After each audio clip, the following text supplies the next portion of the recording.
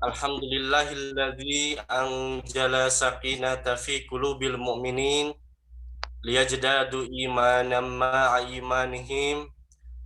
Ashhadu an la ilaha illallah wahdahu la syarikalah wa ashhadu anna Muhammadan abduhu wa rasuluhu allazi la nabiyya ba'da.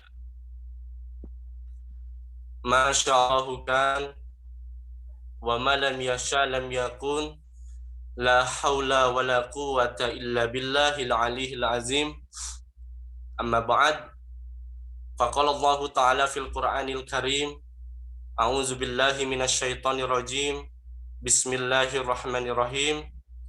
Syara'a lakum minad din ma wassa bihi Nuhan walladzi auhayna ilaika wa ma wassayna bihi Ibrahim wa Musa wa Isa an aqimud din wa la tatafarraqu fi. Kabura 'alal muslimin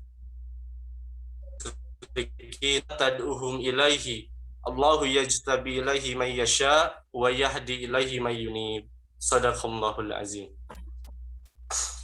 Yang kami hormati Amir Dakwah Wilayah Ustaz Agus Rustandi, dan yang kami hormati Ustadz Jajang Sukmawan selaku pemateri pada malam hari ini, dan yang kami hormati para asatidz yang lainnya serta ikhwan akhwat yang kami cintai karena Allah Subhanahu wa taala. Mohon maaf dengan tidak mengurangi rasa hormat, dengan tidak disebutkan nama satu persatu, akan tetapi kami berharap kepada Allah Subhanahu wa taala semoga semua para ikhwan di sini diistiqomahkan oleh Allah Subhanahu wa taala dalam melaksanakan kebaikan-kebaikan setiap harinya. Amin ya rabbal alamin. Pertama-tama dan yang paling utama, marilah kita panjatkan puji serta syukur senantiasa terhadap kehadirat Allah Subhanahu wa taala atas limpahan rahmat, taufik, hidayah dan inayahnya kepada kita semua, sehingga pada kesempatan malam hari ini kita dapat berkumpul kembali bersama-sama dalam taklim online ini, dan ini adalah salah satu bentuk ketaatan kita selaku hamba Allah yang beriman, yaitu taat kepada Allah, Rasul, serta ulil amri dalam wujud taklim online ini yang diselenggarakan oleh Majelis Dakwah Wilayah, yaitu secara rutin 1 bulan sekali. Dan salah satu acara ini diselenggarakan adalah salah satunya agar kita para ikhwan lebih meyakini akidah kita terhadap Al-Jamaah ini dan lebih mendalami serta memahami tentang Al-Jamaah ini.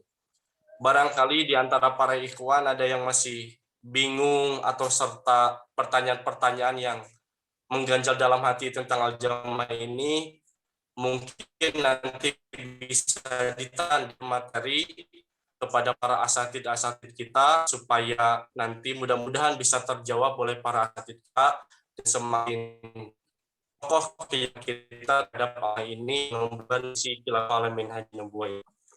Amin ya rabbal alamin. Dan tentu kami ingin ucapkan jazakumullahu khairan katsiran kepada para ikhwan yang mau meluangkan waktunya untuk menghadiri majelis online ini yang diselenggarakan oleh MDW tadi yang disebutkan, dan kami berharap kepada Allah Subhanahu wa taala semoga kehadiran para ikhwan di sini dicatat oleh Allah Subhanahu wa taala sebagai amal soleh serta dilipat gandakan segala pahalanya di sisi Allah Subhanahu wa taala. Amin ya rabbal alamin. Salawat serta salam semoga tercurah limpahkan kepada junjungan kita, Nabi besar kita, penutup para nabi, tiada nabi setelahnya, Nabi Allah, Nabi Muhammad sallallahu alaihi wasallam. Tak lupa kepada para istrinya, keluarganya, sahabatnya, tabi'in, tabi'un tabi'innya, dan kita selaku umatnya semoga mendapatkan syafaatnya di yaumil akhir nanti. Amin ya rabbal alamin. Baik para ikhwan yang dirahmati oleh Allah Subhanahu wa taala, alhamdulillah pada kesempatan malam hari ini kita sudah mengadakan kajian bulanan yang ketiga dari Majelis Dakwah Wilayah ini. Mudah-mudahan kita semakin menambah keimanan dan keilmuan kita setelah menghadiri majelis ilmu ini. Dan alhamdulillah sampai saat ini yang hadir untuk acara ini sudah sampai 37 orang. Kami ucapkan jazakumullahu khairan katsiran terhadap para hadirin yang sudah mau mengikuti kajian online ini. Baik para ikhwan yang dirahmati oleh Allah Subhanahu wa taala, untuk mempersingkat waktu, marilah kita buka acara ini dengan bacaan basmalah serta doa menuntut ilmu. Bismillahirrahmanirrahim. Rabbi zidni ilman, Allahumma anfa'ni wa 'allimni wa 'allimni ma yanfa'uni warzuqni ilman yanfa'uni. Baik para ikhwan yang dirahmati oleh Allah Subhanahu wa taala, untuk acara selanjutnya yaitu akan ada pembacaan ayat suci Al-Qur'an yang akan dibacakan oleh Ustadz Bigdat. Marilah para ikhwan kita dengarkan secara seksama agar kita mendapatkan hidayah serta rahmat Allah Subhanahu wa taala yang akan dibacakan oleh Ustadz Bigdat. Dengan rasa hormat kami persilahkan waktu dan tempatnya. Mohon maaf nih, WA-nya baru saya buka barusan, jadi saya belum mempersiapkan ini surat apa nih yang akan dibacakan. Ustadz Jajang, surat apa ya? Bebas. Kira-kira. Oh, Bebas saja. Bebas Ustadz Bigdat. Yang penting. Iya. Boleh tadi mungkin. Boleh surat Ali Imran tentang watasimu bihablillahi. Ini mohon maaf ya, gambar dengan suara tidak sejalan karena di sini mati lampu, jadi saya pakai OBS Studio untuk memanipulasi para ikhwan.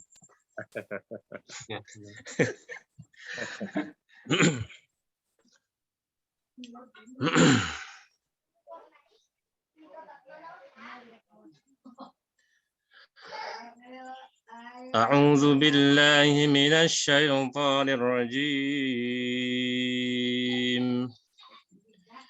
بسم الله الرحمن الرحيم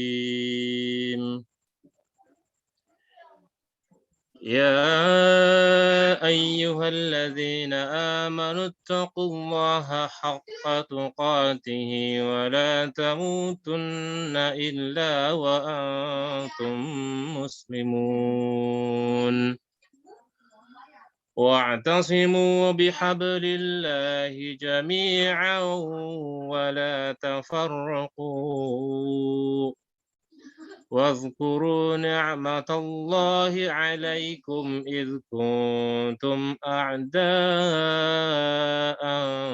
فألف بين قلوبكم فأصبحتم بنعمته إخوانا وكنتم على شفا حفرة من النار فأنقذكم منها كذلك يبين الله لكم آياته لعلكم تهتدون. Dengan artinya? Ya, boleh Ustaz. Wahai orang-orang yang beriman, bertakwalah kalian semua kepada Allah dengan sebenar-benarnya takwa, dan janganlah sekali-kali kalian mati kecuali dalam keadaan berserah diri. Dan juga berpegang teguhlah kepada tali Allah seraya berjamaah, dan janganlah berfirqah-firqah. Dan ingatlah kalian semua akan nikmat Allah yang telah Allah limpahkan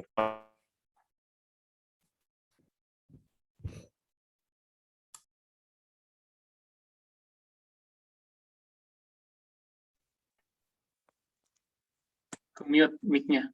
Sudah, Ustadz Bigdat? Oh, enggak di-mute belum? Barusan mute sendiri gitu atau gimana? Ya, belum. Sudah selesai tapi ya. Tadi sempat terhenti. Oke. Ya, mungkin ini koneksinya unstable mungkin ya. Ya. Sudah selesai ya? Ya, baik. Terima kasih. Sudah selesai ya? Ya. Alhamdulillah baik. Kami ucapkan jazakallahu khairan katsiran kepada Ustaz Bigdad yang telah membacakan yang suci Al-Qur'annya. Semoga dari apa-apa yang tadi dibacakan oleh beliau, dari huruf per hurufnya menjadikan pahala yang berlipat ganda bagi pembacanya, umumnya bagi kita semua selaku yang mendengarkannya. Amin ya rabbal alamin.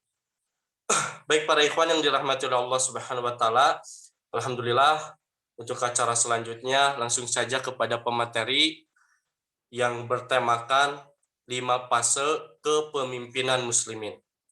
Baik para ikhwan, kita simak secara seksama, hadirkan hati kita serta pendengaran kita agar apa yang disampaikan oleh pemateri kita pada malam hari ini bisa kita amalkan dalam kehidupan sehari-hari kita. Baik, untuk mempersingkat waktu, dengan rasa hormat kami persilakan kepada Ustadz Jajang waktu dan tempatnya. Waktu sampai jam 9, 1 jam mulai dari saat ini. Bismillahirrahmanirrahim. Assalamualaikum warahmatullahi wabarakatuh. Waalaikumsalam. Assalamualaikum warahmatullahi wabarakatuh. Waalaikumsalam warahmatullahi wabarakatuh. Alhamdulillahilladzi an'ama alaina biluzumil jamaah. Asyhadu an la ilaha illallah wahdahu la syarikalah wa asyhadu anna Muhammadan abduhu wa rasuluh. Wassalatu wassalamu ala Muhammadin khairil bariyah wa ala alihi wa ashabihi wa mawalah amma ba'du. Masya Allahu kan wa ma lam yasha lam yakun la haula wa la quwata illa billah. Qala Allah Ta'ala fi kitabihil karim, a'udzu billahi minasyaitonir rajim. Ya ayyuhalladzina amanu taqullaha wa qulu qawlan sadida. Yuslih lakum a'malakum wa yaghfir lakum dzunubakum wa may yuti'illaha wa rasulahu faqad faza fawzan adzima.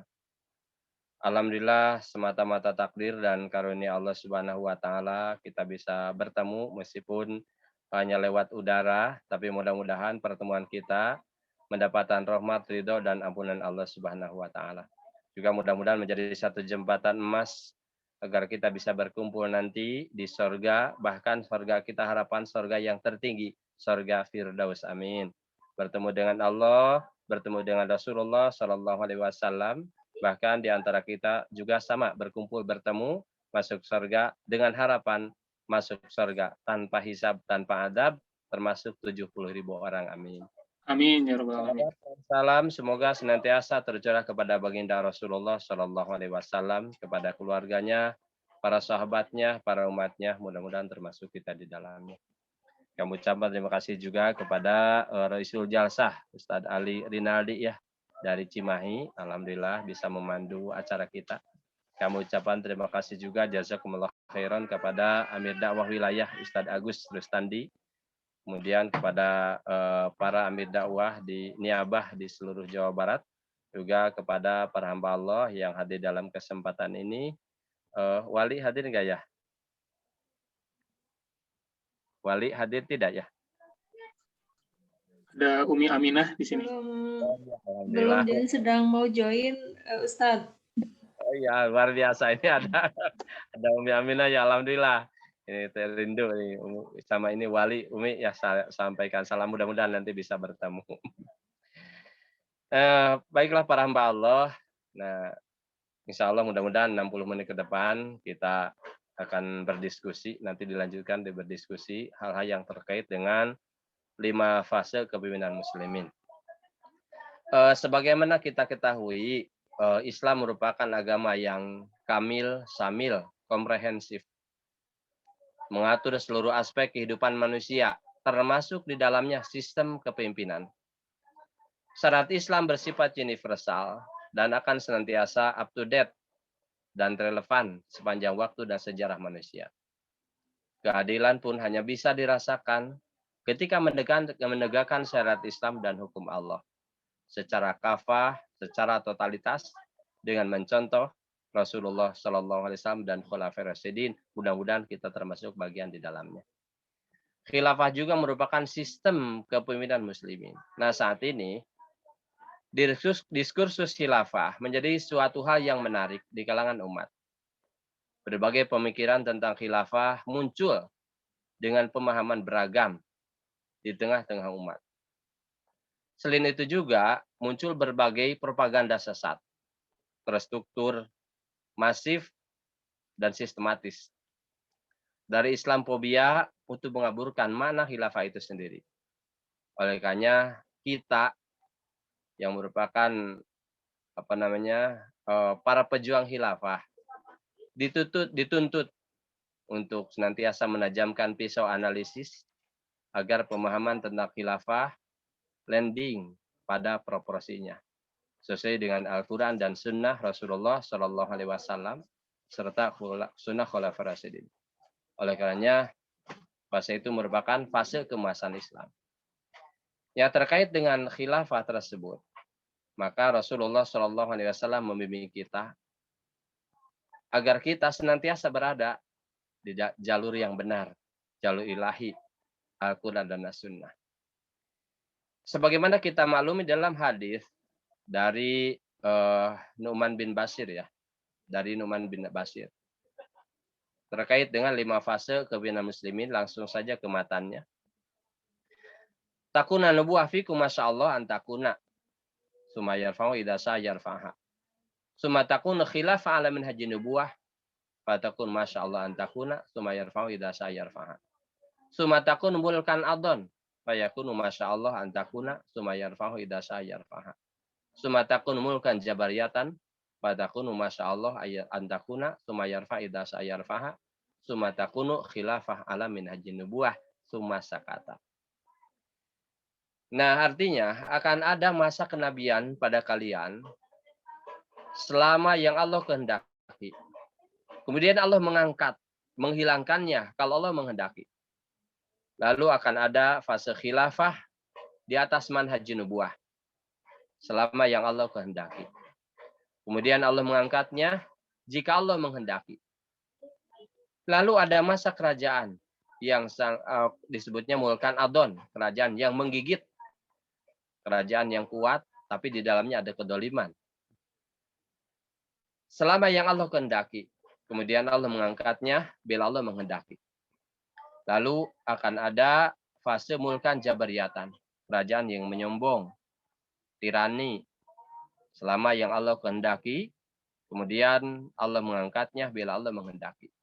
Lalu akan ada lagi masa kehilafahan.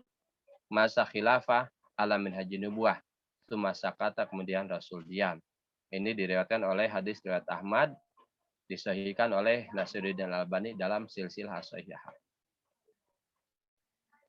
Hadis di atas diperkuat lagi dengan hadis Safinah. Nah, Rasulullah SAW bersabda, al-khilafah fi umati salasuna sanah. Kekhilafan umatku berlangsung selama 30 tahun. Summa mulkun ba'da dzalik, kemudian setelah itu adalah masa kerajaan. Ini dalam hadis riwayat Abi Dawud dan hadis riwayat Tirmidzi. 2 hadis di atas, dan sebenarnya masih ada hadis-hadis yang lain, secara jelas menjelaskan tentang periodisasi kepemimpinan muslimin. Masa kehilafahan awal dalam Islam selama 30 tahun. Dan ini secara tekstual, secara mantuk, hadis ini menjelaskan tentang fase-fase kepemimpinan muslimin yang selama ini masih debatable di kalangan muslimin. Para ulama berkata, masa 30 tahun adalah masa kekhilafahan.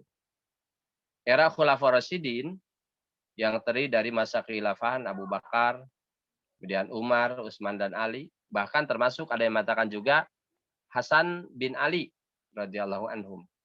Para ulama berbeda pendapat mengenai status Hasan bin Ali. Namun yang rajih, masa kepemimpinannya termasuk bagian dari masa kekhilafahan. Adapun setelah itu, masuklah fase yang ketiga, yaitu fase mulkan, kerajaan. Al-Baihaqi dalam Ad-Madkhal membawakan satu riwayat dari Safinah, bahwasanya raja pertama dari raja-raja dalam Islam adalah Muawiyah.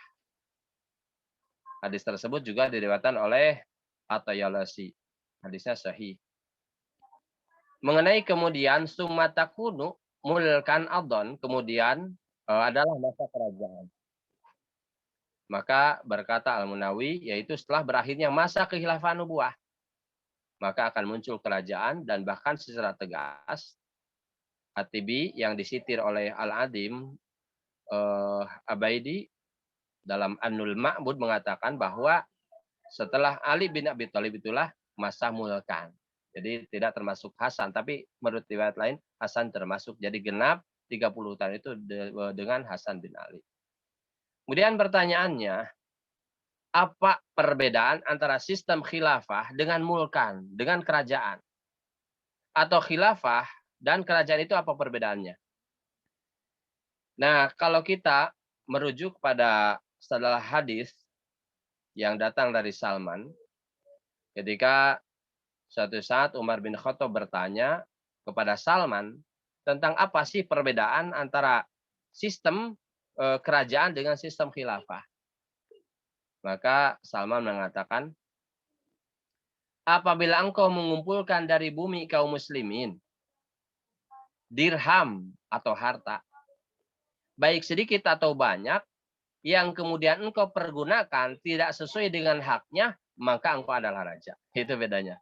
Kembali, apabila engkau mengumpulkan dari bumi, kata Salman, dari bumi kaum muslimin dinar dirham, harta, sedikit atau banyak, kemudian digunakan tidak sesuai dengan haknya, maka engkau adalah raja.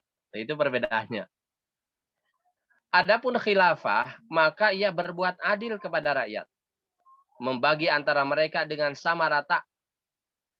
Sangat memperhatikan mereka, itu umatnya. Sebagaimana perhatiannya seorang laki-laki terhadap anggota keluarganya, atau seperti orang tua kepada anaknya. Dan memutuskan perkara di antara mereka dengan kitabullah. Jadi jelas ya, ada perbedaan antara mulkan dengan khilafah. Kalau mulkan, itu tergantung raja, bahkan ketika keadilan itu agak susah. Tapi kalaupun khilafahan, mengutamakan makmumnya. Itu bedanya. Jadi adil. Karena khilafah itu atau orangnya khalifah, itu diumpamakan seperti seorang pengembala. Atau orang tua kepada anaknya. Dan yang lain menambahkan bahwa kerajaan itu biasanya dicapai melalui jalan pemaksaan. Itu kalau kerajaan. Penundukan, diantaranya melalui peperangan. Pesan atau amanat dari seorang ayah kepada anaknya, keturunan. Dikata juga, mohon maaf, seperti hanya LDII kan mengklaim khilafah. Sebetulnya itu sudah kerajaan karena keturunan. Termasuk Ahmadiyah juga itu sudah kerajaan sebetulnya keturunan. Jadi keturunan dari ayahnya, anaknya, cucunya, dan sebagainya. Atau yang semisal dengan itu. Tanpa merujuk mengembalikan kepada ahlul hali wal aqdi. Itu kalau kerajaan. Adapun khilafah, maka ia tidak berwujud kecuali dengan penetapan ahlul hali wal aqdi. Ya, apakah itu melalui pemilihan atau penunjukan, sebagaimana yang dilakukan oleh khulafaur rasyidin. Ternyata berbeda ya. Gitu kan. Yang jelas harus merujuk ke salah satu cara penegakan khilafah sebagaimana Abu Bakar, Umar, Utsman, atau Ali bin Abi Thalib. Nah, terkait dengan hal itu juga, Ibnu Khaldun terkenal dengan kitabnya Muqaddimah yang menjelaskan tentang perbedaan antara khilafah dan kerajaan. Nah, sesungguhnya definisi kerajaan secara tabi'i bertujuan membawa seluruh manusia kepada pemenuhan hawa nafsu dan syahwat. Itu kalau menurut Ibnu Khaldun. Secara siasi, kerajaan adalah bertujuan membawa manusia menerima apa yang diputuskan melalui pertimbangan akal, nah, untuk mencapai kemaslahatan dunia dan mencegah kemadaratannya. Tuh. Dan khilafah bertujuan membawa seluruh manusia menerima apa yang diputuskan melalui pertimbangan syariat. Nah, untuk kemaslahatan dunia dan kemaslahatan akhirat. Dan kesemuanya itu dikembalikan kepada kemaslahatan akhirat. Itu perbedaannya. Itu dalam Al-Muqaddimah menurut Ibnu Khaldun, perbedaan antara sistem kerajaan dengan sistem khilafah. Jelas jauh berbeda. Kalau kerajaan tadi untuk pemenuhan kebutuhan nafsu dan syahwat yang bersifat duniawi, kalaupun khilafah, nah pemenuhan berdasarkan syariat untuk kemaslahatan dunia dan akhirat. Gitu.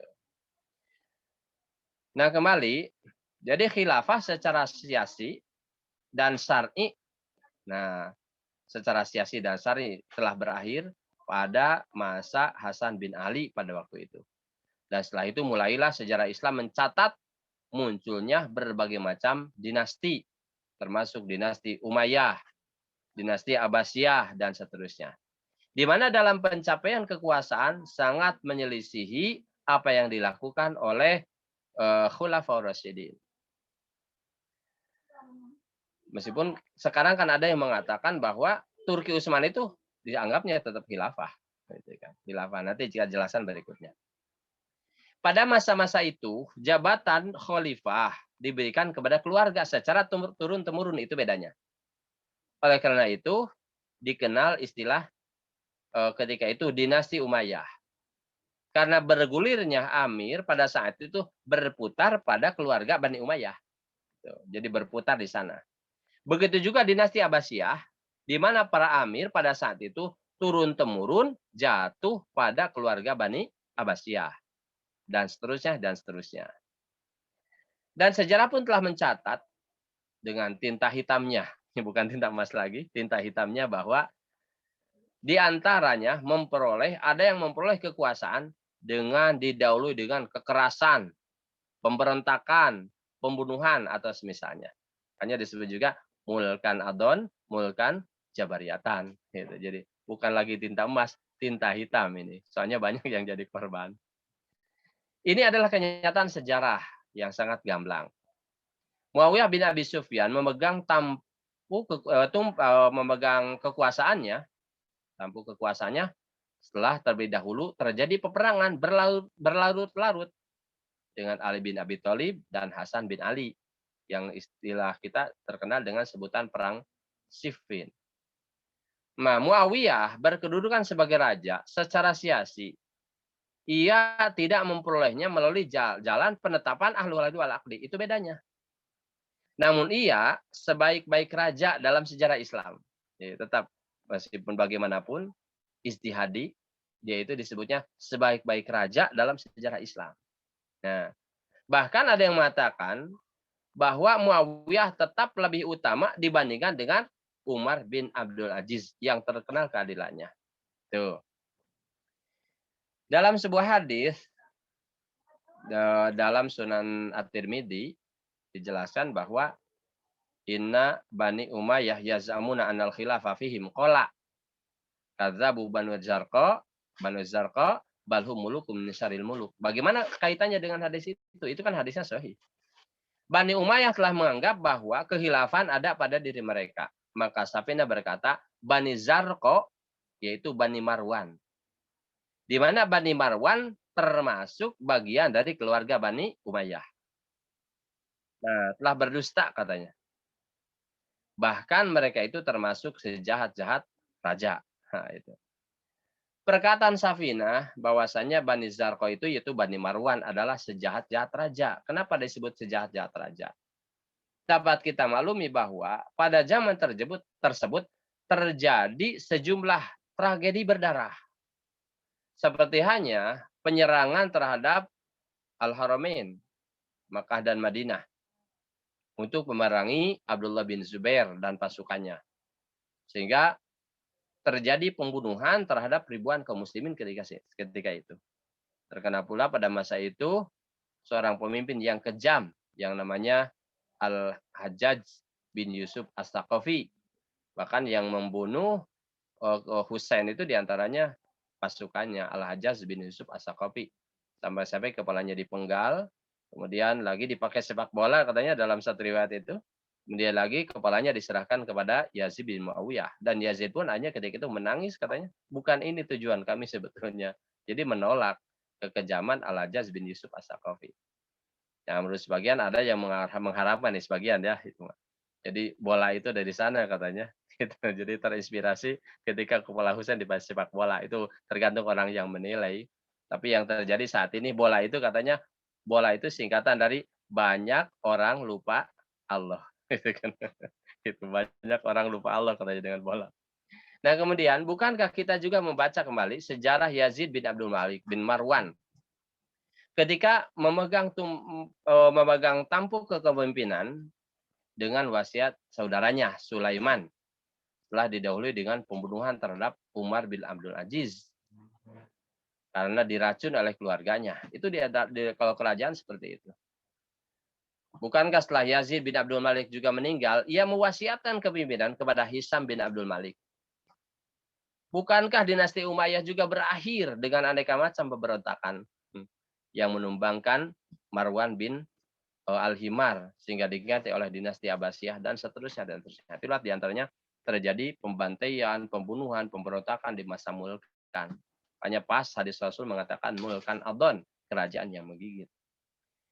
Namun perlu juga diketekankan di sini agar tidak ada anggapan yang menyimpang bahwa nama khilafah itu sebetulnya setelah Khulafaur Rasyidin dan Hasan bin Ali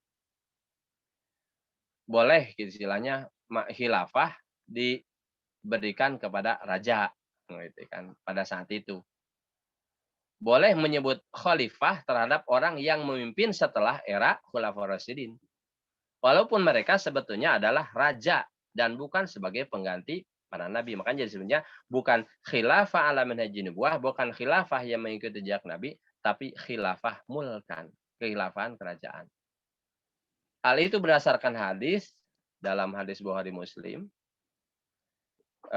dari Abu Hurairah, Rasulullah SAW bersabda, adalah kanat banu Israila tasusuhumul anbiya. Jadi Bani Israel dipimpin oleh banyak nabi. Setiap kali seorang nabi meninggal, maka diganti oleh nabi yang lain. Tapi la nabi ba'di, tidak lagi nabi setelahku, dan kelak akan ada beberapa khalifah. Kemudian menjadi banyak. Tuh, gitu. Di fataksuru, kemudian menjadi banyak. Nah, itu. Kemudian para sahabat bertanya, apakah yang kau perintahkan kepada kami? Rasul bersabda, hu bibiatil awal fal awal. Penuhilah khilafah yang mendapatkan bayat yang pertama.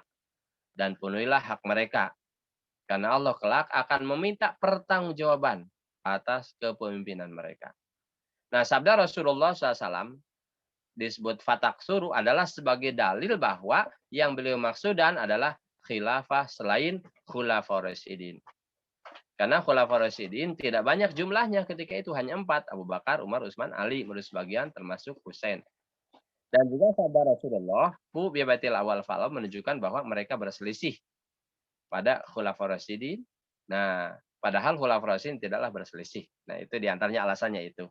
Adapun kesininya, sumatakunu khilafah ala minhajin nubuwah, kemudian kembali lagi ke sistem khilafah ala minhajin nubuwah. Nah, kembali tentang 5 fase kepemimpinan muslimin.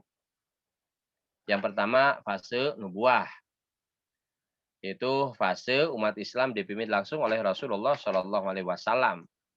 Di Makkah selama 13 tahun, di Madinah selama 10 tahun. Dan luar biasa itu, selama di Makkah, di Madinah, itu kurang lebih sekitar 74 kali peperangan di masa Rasulullah. Yang 27 syariah langsung Rasul yang mimpin, yang 47 itu yang 27 ghazwah langsung Rasul yang mimpin, yang 47 syariah. Jadi Rasul mengutus kepada sahabat. Itu kurang lebih sekitar 74 kali peperangan, luar biasa. Di perkembangan Islam di Makkah, Madinah itu luar biasa, lewat pertumpahan darah. Tapi kalau ke Indonesia, ya alhamdulillah, Islam masuk ke Indonesia itu tanpa pertumpahan darah. Dan insya Allah sebentar lagi Islam Indonesia akan memimpin insya Allah. Kemudian fase kenabian berlangsung sekitar 23 tahun. Bagaimana sabda Rasul tadi, karena banu Israil atas umat anbiya, wala mahalakan nabiyun, khalafaun nabiyun, wa innahu la nabiyya ba'di. Wa sayakunul khulafa, tadi sudah disampaikan. Kemudian setelah itu, fase khilafah ala minhajin nubuwah. Fase yang kedua, yaitu masa umat Islam dipimpin oleh para khalifah yang mengikuti jejak kenabian. Abu Bakar, Umar, Utsman, dan Ali. Bagaimana tadi al-khilafah fi ummati salah sunah summa mulkun ba'da dzalik. Masa kekhilafahan di kalangan umatku berlangsung 30 tahun, kemudian kerajaan setelah itu. Kemudian yang ketiga, mulkan adon dan mulkan jabariyatan. Nah, yang dimaksud dengan mulkan yaitu masa umat Islam dipimpin oleh para raja. Sebagaimana raja pertama adalah Muawiyah bin Abu Sufyan. Ini tahun 60 Hijriah. Dalam sebuah asar yang diriwayatkan oleh Ahmad, Muawiyah bin Abu Sufyan pernah berkata kepada Abdurrahman bin Abi Bakroh, "Taqulu al-mulk faqad radina bil mulki." Apakah kamu berkata kami ini raja? Sesungguhnya kami ridho dengan kerajaan. Ini sebagai bukti bahwa Muawiyah itu masa pergeseran dari sistem kekhilafahan ke sistem mulkan. Imam Ahmad meriwayatkan dalam musnadnya dari Abdurrahman bin Umairah, Rasulullah SAW pernah menyebut bahwa Muawiyah, kemudian ketika Muawiyah menyebut tentang keadaan Muawiyah, ya Allah, jadikanlah ia orang yang menuntun kepada hidayah dan berilah ia hidayah. Itu doa Rasulullah kepada Muawiyah. Ya Allah, jadikanlah ia orang yang menuntun kepada hidayah dan berilah ia hidayah. Ternyata Muawiyah itu, beliau termasuk orang yang pintar di kalangan umat Islam. Ibnu Sa'ad meriwayatkan dalam At-Taubat, Affan bin Muslim meriwayatkan dari Wahab, dari Daud, dari Amir, dia mengatakan bahwa Muawiyah itu orang yang pintar di kalangan umat ini. Khalifah Umar mengangkatnya sebagai wali di Sam. Kemudian terus memegang jabatan pada masa kekhilafan Utsman bin Affan. Beliau sangat pandai dalam mengendalikan pemerintahan dan ahli dalam mengatur kepimpinan pemerintahan. Nah, Imam Bukhari meriwayatkan dalam tarikhnya dari Ibrahim bin Musa, dari Hisam bin Yusuf, ia berkata, saya mendengar Hammam bin Munabih meriwayatkan, belum pernah saya menemukan orang yang paling ahli, katanya, dalam mengatur pemerintahan selain Muawiyah. Itu mengatakan sampai begitu. Dalam riwayat lain juga disebutkan bahwa saya telah mendengar, katanya Abdullah bin Abbas berkata,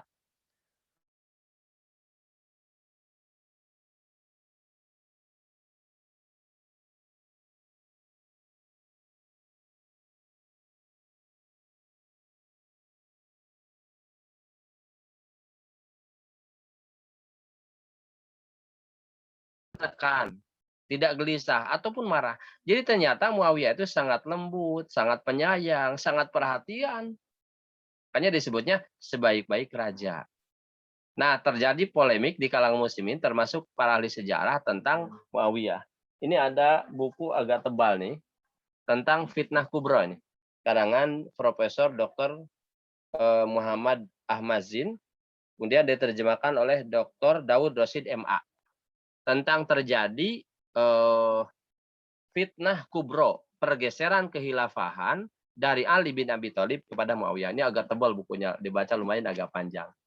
Dan ternyata pemicunya itu siapa? Itu Abdullah bin Sabah. Itu ya, tentang Abdullah bin Sabah, orang Syiah tidak mengakui. Ternyata dia itu orang Yahudi dari Yaman, ada yang mengatakan juga dari Eropa, orang Yahudi kulit hitam. Ini ada fitnah kubro, tebal bukunya, menjelaskan tentang pergeseran dari sistem kekhilafan ke sistem mulkan.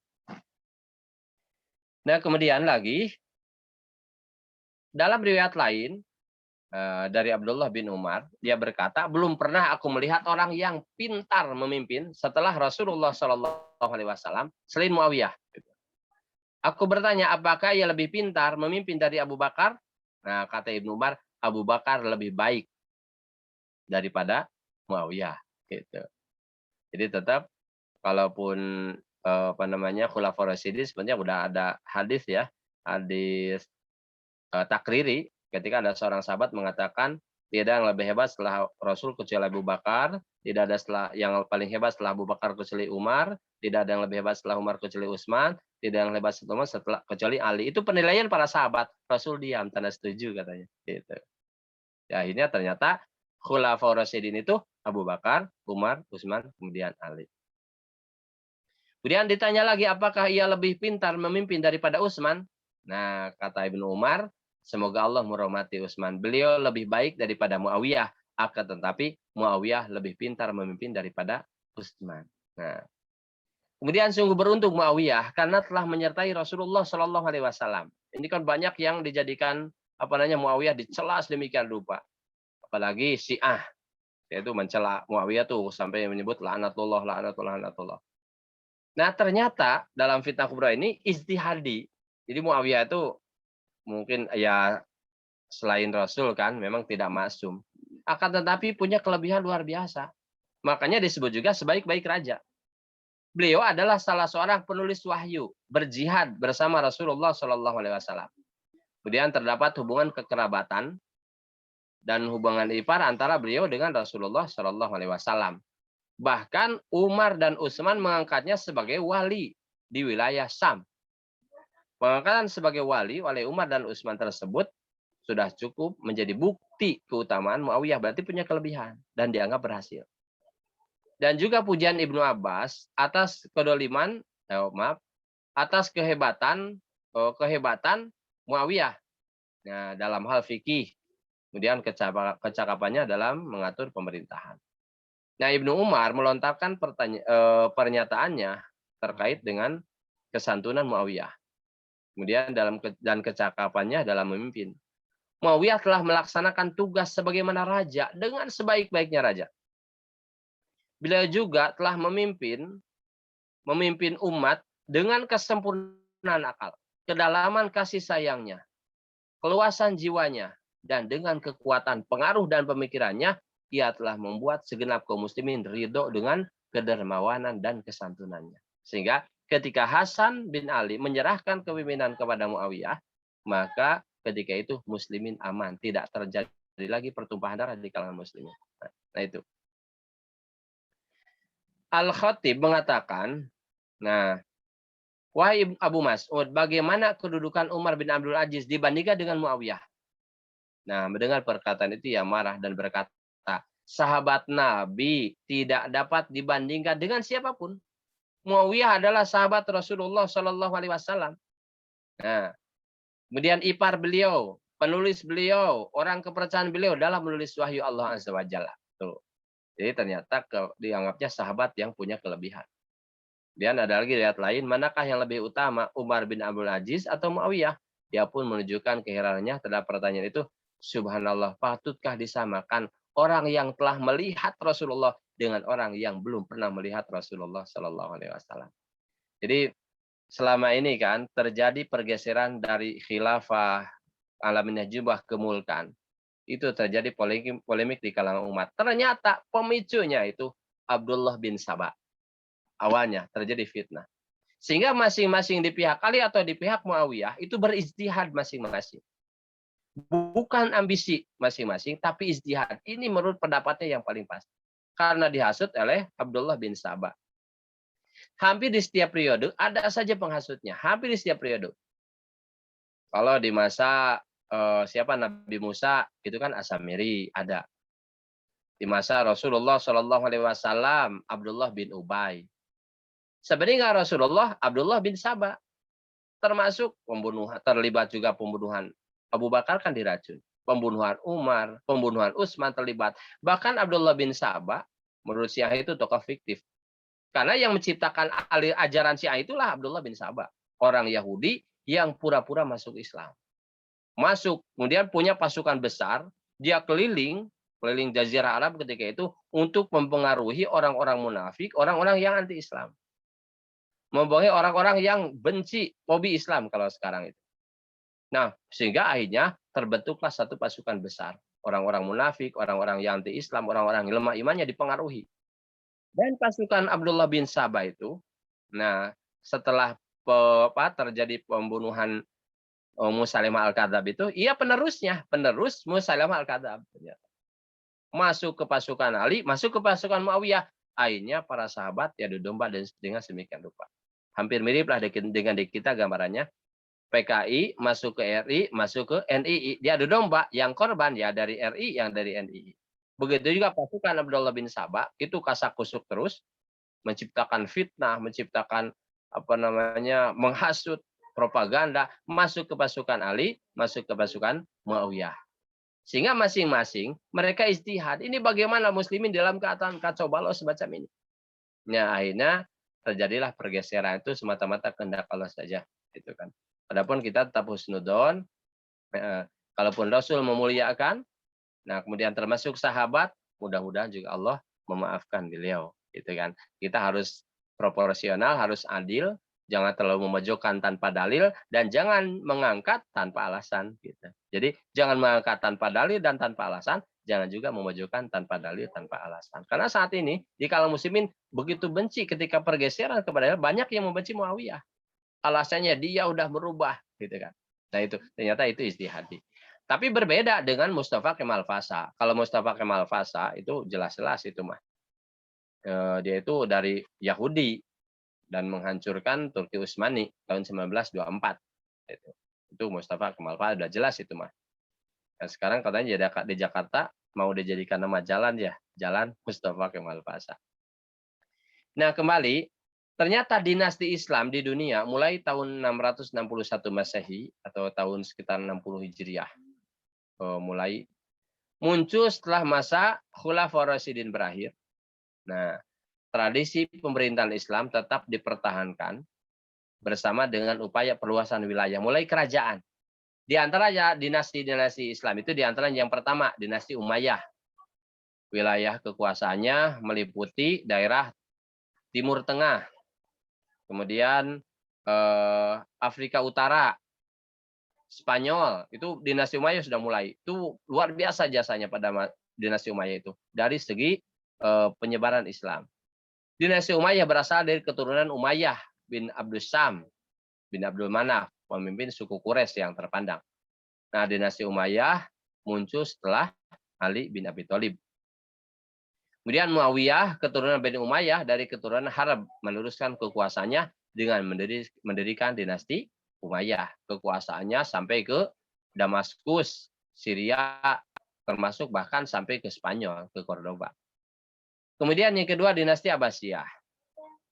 Nah, dinasti Abbasiyah mempunyai wilayah kekuasaan yang meliputi Irak, Suriah, Semenanjung Arabia, Uzbekistan, Mesir bagian timur, dan sebagainya, dan seterusnya.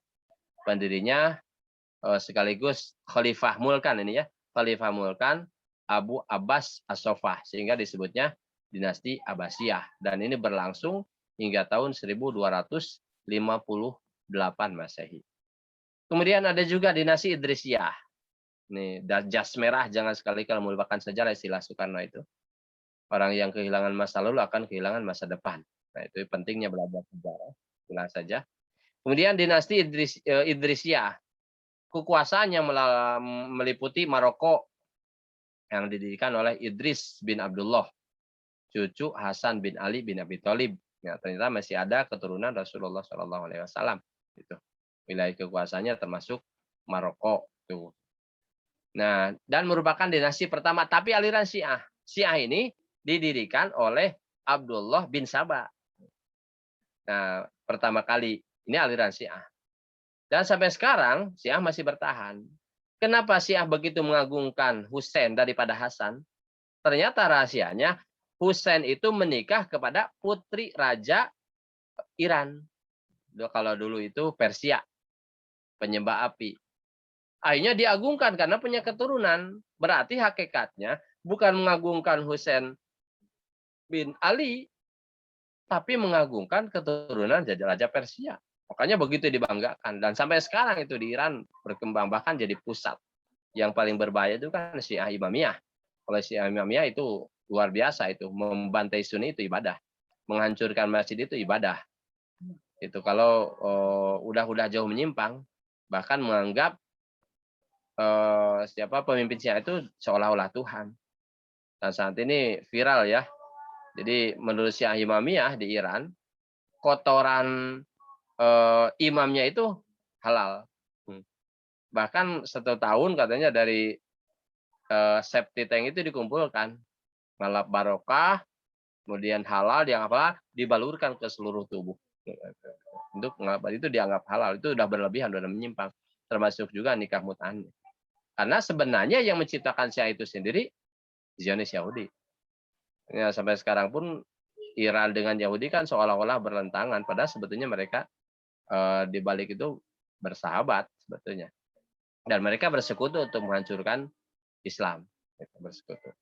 Makanya Dajjal pun akan diiringi oleh 70.000 orang Yahudi berpakaian seragam yang pusatnya di Isfahan. Isfahan itu kan Iran.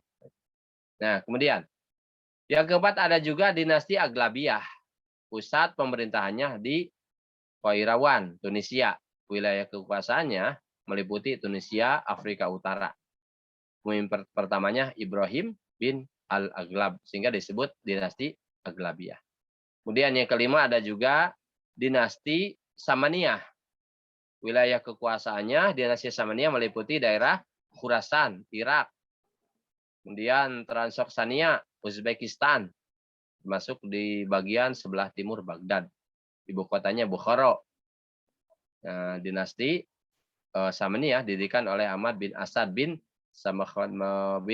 Samanhudat, makanya disebut juga Samaniyah. Gitu. Keturunan dari Balkh, Afghanistan Utara. Kemudian ada juga dinasti Safariyah. Ini tahun 1495. Dinasti Safariyah merupakan bagian dari dinasti Islam yang paling lama berkuasa di dunia. Ini lama sekali. Gitu. Tuh. Dari mulai tahun 900 sampai 1495. Hampir 500 tahun. Kekuasaannya meliputi Sijistan, Iran. Pendirinya Yaqub bin Lais As-Safar.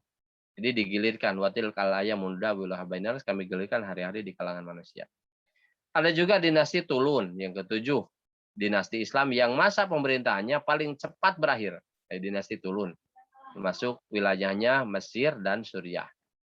Kemudian ada juga dinasti Hamdaniyah. Nah, Hamdaniyah itu termasuk Aleppo, Suriah, dan Irak, Mosul. Dinisbahkan kepada pendirinya Hamdan, sehingga disebutnya dinasti Hamdaniyah. Ini juga lama sekali, ini lama sekali. Kemudian lagi dinasti Fatimiyah. Meliputi Afrika Utara, Mesir, Suriah, dinasti Fatimiyah. Ketika melemah dinasti Abbasiyah, maka Ubaidillah Al-Mahdi mendirikan dinasti Fatimiyah yang lepas dari kekuasaan Abbasiyah. Jadi kalaupun dinasti itu kadang satu periode ada 2-3 dinasti. Kalau khilafah itu hanya satu. Hanya satu. Itu bedanya. Kemudian ada juga Buahi yang ke-10 meliputi Irak dan Iran. Ada juga dinasti Saljuk.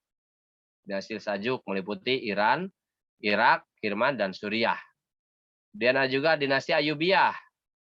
Nah, termasuk di Mesir, wilayah kekuasaannya meliputi Mesir, Suriah, Yaman. Ini dinasti Ayyubiyah didirikan oleh Salahuddin Yusuf Al-Ayyubi yang terkenal. Ini Salahuddin Ayyubi. Sehingga setelah menaklukkan khalifah terakhir dinasti Fatimiyah, jadi khilafah Mulkan, Salahuddin berhasil menaklukkan daerah yang lainnya, termasuk pasukan salib. Bahkan dikenal sebagai panglima perang. Jadi mendorong kemajuan dalam agama pendidikan, sehingga akhirnya Salahuddin Al-Ayyubi mampu mengembalikan Al-Aqsa ke tangan Muslim. Kemudian ada juga di Delhi, wilayah kekuasaan Delhi termasuk di India Utara. Di Delhi mengalami 5 kali pergantian kepemimpinan, termasuk Mamluk, Khalji, dinasti Tugluk, dinasti Said, kemudian dinasti Lod. Ada juga Mamluk di Mesir, yang ke-14. Dinasti Mamluk di Mesir berasal dari golongan hamba. Jadi hamba sahaya yang dimiliki oleh para sultan dan amir. Dididik secara militer oleh tuan mereka. Jadi dari hamba sahaya. Nah, dinasti Mamluk akhirnya justru malah kembali menguasai Mesir. Jadi dari hamba sahaya kemudian dididik jadi militer, ternyata hanya menjadi raja di Mesir. Dan dinasti Mamluk itu terkenal, termasuk Qutuz, Baibars, Kolawun, gitu, terkenal itu. Kemudian dinasti Mughal, ini dinasti Mughal di India.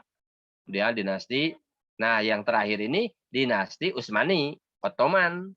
Nah, jadi berakhirnya Mulkan Jabriyat itu ini dinasti yang pusat pemerintahnya di Istanbul, Turki. Kalau dulu itu Konstantinopel. Jadi Konstantinopel setelah oleh Muhammad Al-Fatih dikuasai, maka diganti nama menjadi Istanbul, Turki. Ini mempunyai kekuasaan paling luas kalau ini. Wilayahnya meliputi sebagian Asia. Ini paling luas ini, dinasti Utsmani ini. Dinasti Utsmani merupakan satu di antara 3 dinasti Islam yang besar pada abad pertengahan. Selain Safawi di Persia, di Iran, Mughal di India. Nah, juga dalam sejarah Islam periode itu disebut juga masa 3 kerajaan besar. Jadi ada 3 kerajaan ketika itu. Dinasti Safawi di Persia, dinasti Mughal di India, dan yang ketiga dinasti Utsmani. 3 negara besar setelah berhasil menaklukkan Bizantium. Dan hebatnya berkuasa selama kurang lebih 6 abad. Dinasti ini didirikan oleh Utsman, sehingga disebutnya dinasti Utsmani. Dinasti Utsmani kemudian semakin melemah akibat pemberontakan internal dan kalah perang melawan bangsa Eropa. Akhirnya perlahan-lahan jadi lemah dari dalam dari luar. Menurut sebagian ahli sejarah, ketika peperangan terus, kemudian terjadi lagi pemberontakan dari dalam, diserang terus dari luar, akhirnya ketika itu kerajaan kekurangan dana. Sampai sehebat itu coba, kekurangan dana. Termasuk dia banyak yang korupsi katanya di kalangan keluarga raja, wallahu alam ya. Dan dari sana mulai orang-orang Yahudi memberikan pinjaman lewat ribawi. Ternyata riba itu sungguh luar biasa. Oleh karena di kalangan muslimin pun saat ini termasuk di Al-Jamaah yang jadi masalah itu hati-hati. Riba. Mohon maaf ini. Yang kedua rokok sumber masalah itu. Riba, rokok, riba jadi masalah. Ya, mudah-mudahan bisa berhenti ya yang masih merokok. Nah, dinasti Utsmani kemudian semakin melemah akibat pemberontakan internal. Kemudian kalah perang melawan bangsa Eropa. Pada perkembangan selanjutnya, ini yang sangat penting, ini harus digarisbawahi karena sangat penting. Dinasti Utsmani mengalami masa modernisasi. Nah, mulai tahun 1839, 1924, sudah mulai ada pengaruh-pengaruh Eropa yang ditandai dengan pembaharuan di bidang, termasuk bidang kepemimpinan, administrasi, kebudayaan. Tapi sudah mulai, karena sering kalah peperangan, dan berbagai macam taktik orang-orang Eropa, mulai. Nah, budaya Eropa masuk ke Turki pada saat itu. Sehingga akhirnya semakin melemah, termasuk juga lewat ribawi. Nah, dinasti Utsmani berakhir dan berganti menjadi negara modern yang berbentuk republik istilah mereka tahun 1924. Pendirinya itu Mustafa Kemal Pasha, bahasa mereka modern, tapi sebenarnya udah jauh melangkah meninggalkan Islam yang sesungguhnya. Kemudian ia menanamkan paham nasionalisme dan menghapuskan kekuasaan sultan. Ada banyak peninggalan dinasti Utsmani, termasuk Masjid Sulaiman, Masjid Muhammad, kemudian Masjid Abu Ayyub, dan sebagainya. Nah, itu diantaranya para ulama. Nah, bahkan Mustafa Kemal Pasha itu banyak mengganti sistem Islam, diganti dengan sistem Eropa, termasuk adzan diganti dengan bahasa Turki, sholat diganti dengan bahasa Turki, termasuk peninggalan umat Islam gitu dirubah, termasuk masjid kan dirubah, gitu kan. Itu pada masa berakhirnya fase mulkan Jabariyatan. Dan sekarang fase khilafah al-minhajin nubuwah, insya Allah. Nah, saat ini kita sedang menegakkan, berupaya memperjuangkan terbentuknya kembali sistem khilafah al-minhajin nubuwah setelah proses yang begitu panjang, bahkan sampai 11 kali konferensi, berapa kali itu, 13 kali, berapa kali itu, belasan kali lah konferensi tingkat tinggi untuk mengembalikan ke sistem khilafah. Dan hebatnya saat ini pusatnya di Indonesia, karena Allah menggilirkan hari-hari di kalangan manusia. Watil kal ayyamul madras. Pertama kali pusat Islam di Makkah, dari Makkah pindah ke Madinah, dari Madinah pusat Islam pindah ke Kufah pada masa Ali. Dari Kufah pusat Islam pernah ke Damaskus. Dari Damaskus pernah juga pusat Islam ke Baghdad. Dari Baghdad pernah ke Eropa, Andalusia. Dari Eropa pusat Islam yang besar itu Turki, perbatasan Asia Eropa. Dan saat ini pusat Islam di Indonesia, insya Allah. Dan menurut para ahli, terutama para ulama Timur Tengah, meyakini saat ini Indonesia akan menjadi pusat Islam dunia, insya Allah. Tanya Timur Tengah sudah tidak bisa diharapkan lagi saat ini. hebatnya Indonesia dibanding dengan Arab itu saat ini. Jadi Arab itu hanya bisa dicontoh hanya 3 fase, 3 periode. Sebagaimana dalam hadis, khairul qurun qarni, sumaladina yalunakum, sumaladina yalunakum.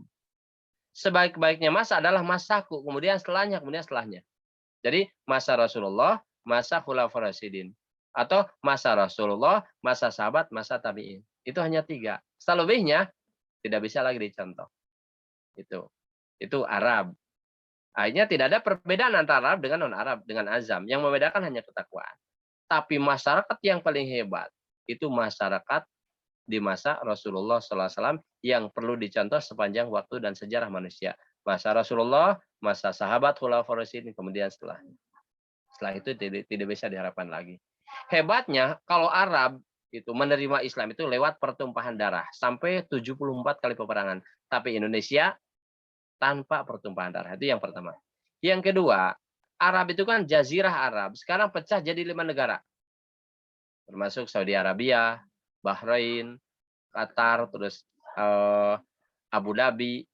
Itu dibagi 5. Tapi terus mereka punya satu bahasa tapi berpecah belah. Kalau Indonesia puluhan bahasa, ratusan ribuan bahasa, tapi punya bahasa persatuan. Ada kelebihan saat ini. Kemudian yang kedua, Arab itu satu jazirah Arab, tapi dipecah-pecah jadi 5 negara. Kalau Indonesia 16.000 pulau, tapi satu kesatuan. Nah, saat ini insya Allah. Kemudian saat ini pun pesantren terbanyak di dunia Indonesia. Termasuk penghafal Quran terbanyak di dunia saat ini Indonesia. Jadi habis gelap terbitlah terang. Insya Allah sekarang titik terang insya Allah. Dan sebentar lagi Indonesia akan memimpin dunia insya Allah. Itu. Kemudian sunatullah ketika Islam sudah sangat terlalu rendah berada di atas titik nadir, maka ada sinar, ada cahaya. Rasul diutus di Makkah. Ketika itu ada 360 berhala, 360 kabilah. Saat ini pun ternyata di Indonesia pun musliminnya. Di Indonesia katanya ada sekitar 360 aliran. Di Tasikmalaya ada 60 aliran. Di Jawa Barat katanya sekitar 200. Di seluruh Indonesia ada 360 aliran. Hampir sama dengan jumlah berhala yang di sekeliling Ka'bah. Makanya pantas khilafah di Indonesia saat ini untuk membersihkan berhala-berhala. Kalau dulu berhala berbentuk fisik, kalau sekarang berhala berbentuk ideologi. Ada sekitar 360 berhala di Indonesia. Berhala ideologi, luar biasa.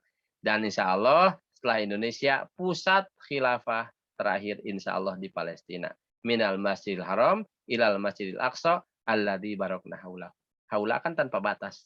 Jadi saat ini pusat khilafah di Indonesia dan terakhir insya Allah pusat khilafah di Palestina. Insya Allah. Itu wallahu alam. Itu diantaranya para hamba Allah. Sekilas dia agak ini kalau dibahas terlalu panjang lagi nggak mungkin cukup waktunya, tapi itu saja diantaranya hal-hal yang terkait dengan sistem kepemimpinan muslimin, 5 fase kepemimpinan muslimin, dan saat ini kita berada di fase yang kelima, summa takunu khilafah ala minal buah, kemudian khilafah yang mengikuti jejak kenabian, summa sakata, kemudian Rasul diam. Artinya tidak ada lagi fase yang keenam kecuali kiamat. Dan itu tidak lama. Nah, kalau dulu di masa Rasulullah hanya 23 tahun. Khulafaur Rasyidin itu kan sekitar 30 tahun, berarti 53 tahun. Takdir Allah, khilafah ditetapi tahun 53. Dalam hadis riwayat Ahmad, pintu ampunan pun dibentangkan sejauh 70 tahun perjalanan. Kalau saja 53 tambah 70, berarti sekitar 2022 atau 2023. Ternyata menurut Dr. Basam Nahad, beliau meneliti berdasarkan Al-Quran dan hadis menyimpulkan, nah Israel hancur sekitar tahun 2022, wallahu alam. Nah ini kan prediksi ya, wallahu alam. Keilmuan mereka juga mengatakan 2024, para ahli ilmu mengatakan itu. Nah bandungan istilahnya kita lah apapun yang terjadi, apakah kehancuran Israel hanya tinggal beberapa tahun lagi, ada mengatakan 2022, ada mengatakan 2024. Tapi yang pasti janji Allah pasti benar, gitu kan. Khilafah ala minal buah saat ini akan segera mendunia insya Allah. Dan saat ini kita sudah merasakan perkembangan Islam sungguh luar biasa. Dan saat ini khilafah itu sudah tidak asing lagi kata khilafah di kalangan muslimin, baik itu muslimin di Indonesia ataupun di luar. Itu saja mungkin untuk pengantar, kita diskusi nanti. Bukan hanya saya yang menjawab, tapi yang lainnya silakan mungkin berbagi pengalaman, termasuk juga pertanyaan, pernyataan, pangkalan atau apalah bebas silahkan untuk menambah khazanah dan keilmuan di antara kita terkait dengan sistem khilafah ala manhajin nubuwah atau terkait dengan 5 fase kepemimpinan muslimin. Itu saja, jazakumullah khairan. Wassalamualaikum warahmatullahi wabarakatuh. Waalaikumsalam warahmatullahi Waalaikumsalam warahmatullahi wabarakatuh. wabarakatuh. Baik, alhamdulillah, masya Allah ya. Kami ucapkan jazakumullahu khairan katsiran kepada Ustadz Jajang Sukmawan yang telah menyampaikan ilmunya kepada kita semua begitu jelas dan rinci. Semoga kita semua para ikhwan bisa mengambil pelajaran serta ilmu yang banyak dari apa yang tadi disampaikan oleh Ustadz Jajang kepada kita semua. Sekali lagi kami ucapkan jazakumullahu khairan katsiran. Baik para ikhwan, silakan barangkali ada yang mau bertanya mengenai tema yang tadi disampaikan oleh Ustadz Jajang, karena waktunya masih panjang ya, masih ada kurang lebih 34 menit, maka mari kita manfaatkan waktu ini dengan sebaik mungkin. Silakan, kami persilakan pada para ikhwan yang mau bertanya atau ada yang mau menambahkan, baik, kami persilakan.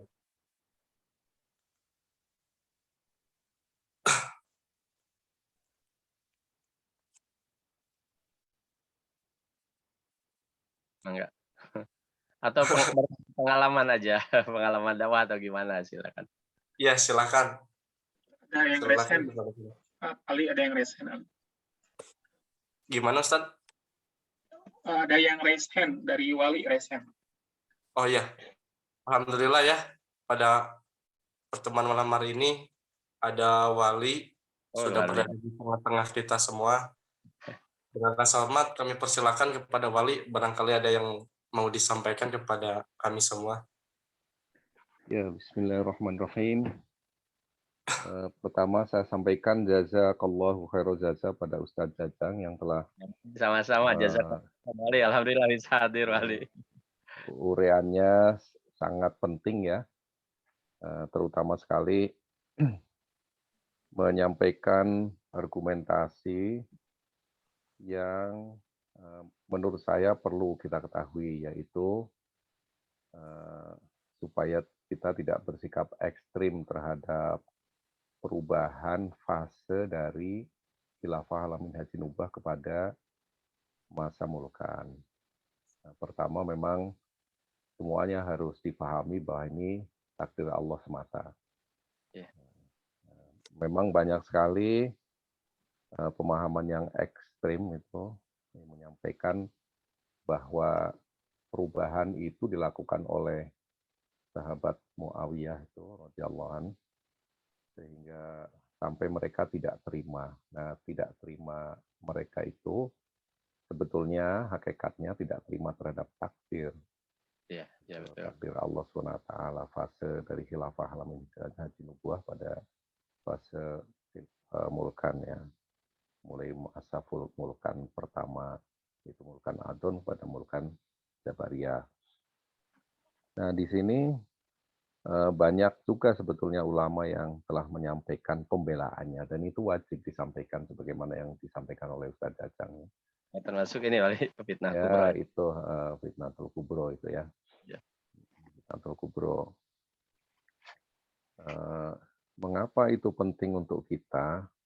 Karena kita orang yang meyakini fase-fase itu ada, dan meyakini bahwa pergantian itu tidak se-ekstrim seperti yang disampaikan oleh dua kelompok yang Yusuf Qaradawi itu menyampaikan dua kelompok ya, yang ekstrim itu. Ini dua kelompok ya, pertama dari para sejarawan Muslim itu sendiri yang mungkin didorong oleh para orientalis gitu ya, orientalis Barat. Yang kedua para pensarah hadis gitu oleh Yusuf Qaradawi dan nyatakan seperti itu. Padahal ini hal yang kedua ya, tadi saya menganggap penting ya karena ada ekstremisme gitu. Yang kedua bahwa terkait dengan khalifah di antara hadis yang menyebutkan hadis dari Safinah itu ya bahwa kekhilafahan padaku itu ada 30 tahun. Nah, itu para ulama menyampaikan ini perlu dipahami bahwa angka 30 tahun itu memang betul diucapkan oleh Rasulullah. Nah, itu muncul disodorkan kepada orang-orang yang membenci Ali gitu. Sehingga mereka itu menyatakan bahwa Ali bukanlah bagian dari khilafah kenabian. Maka disampaikanlah itu hadis itu oleh sahabat Safinah ya. Jadi hadis ini nih secara khusus memang untuk membantah bahwa membantah orang-orang yang tidak mau menyebut masa Ali radhiyallahu anhu itu adalah masa khilafah kenabian. Nah, itulah disodorkan. Nah, adapun keutamaan Muawiyah itu sangat banyak sekali ya. Nah, tapi sebelum masa Ali radhiyallahu anhu pada Muawiyah radhiyallahu anhu itu ada masa yaitu masa Hasan bin Ali. Bahkan itu Hasan bin Ali itu sudah dibaiat oleh umat banyak sekali menjadi khalifah pengganti Ali bin Abi Thalib, ayahnya. Nah, selain membaiat, mereka tentu ya sudah bersedia mengorbankan jiwa dan raganya gitu ya. Jiwa dan raganya, sudah siap mati lah, siap bertempur pada orang yang seolah-olah tanda kutip merebut khilafah. Gitu. Nah, disitulah ada sikap yang sangat bijak. Yang ini sesuai dengan sabda Nabi SAW nanti dalam hadis riwayat Bukhari, yaitu kebijakan Hasan bin Ali untuk meletakkan kekhilafahan.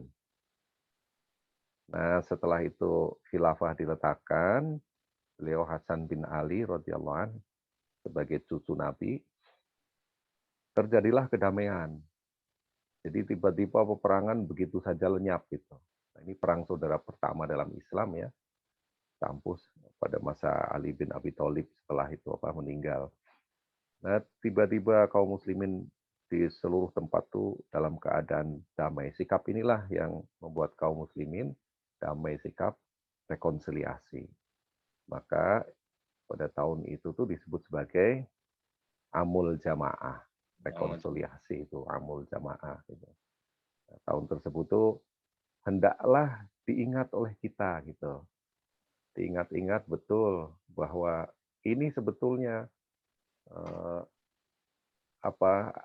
Nabi itu memberikan ajaran ke dunia itu ajaran damai. Maka tadi kalau Islam masuk ke Indonesia dalam keadaan damai, itulah yang memang sudah betul-betul pas ya dengan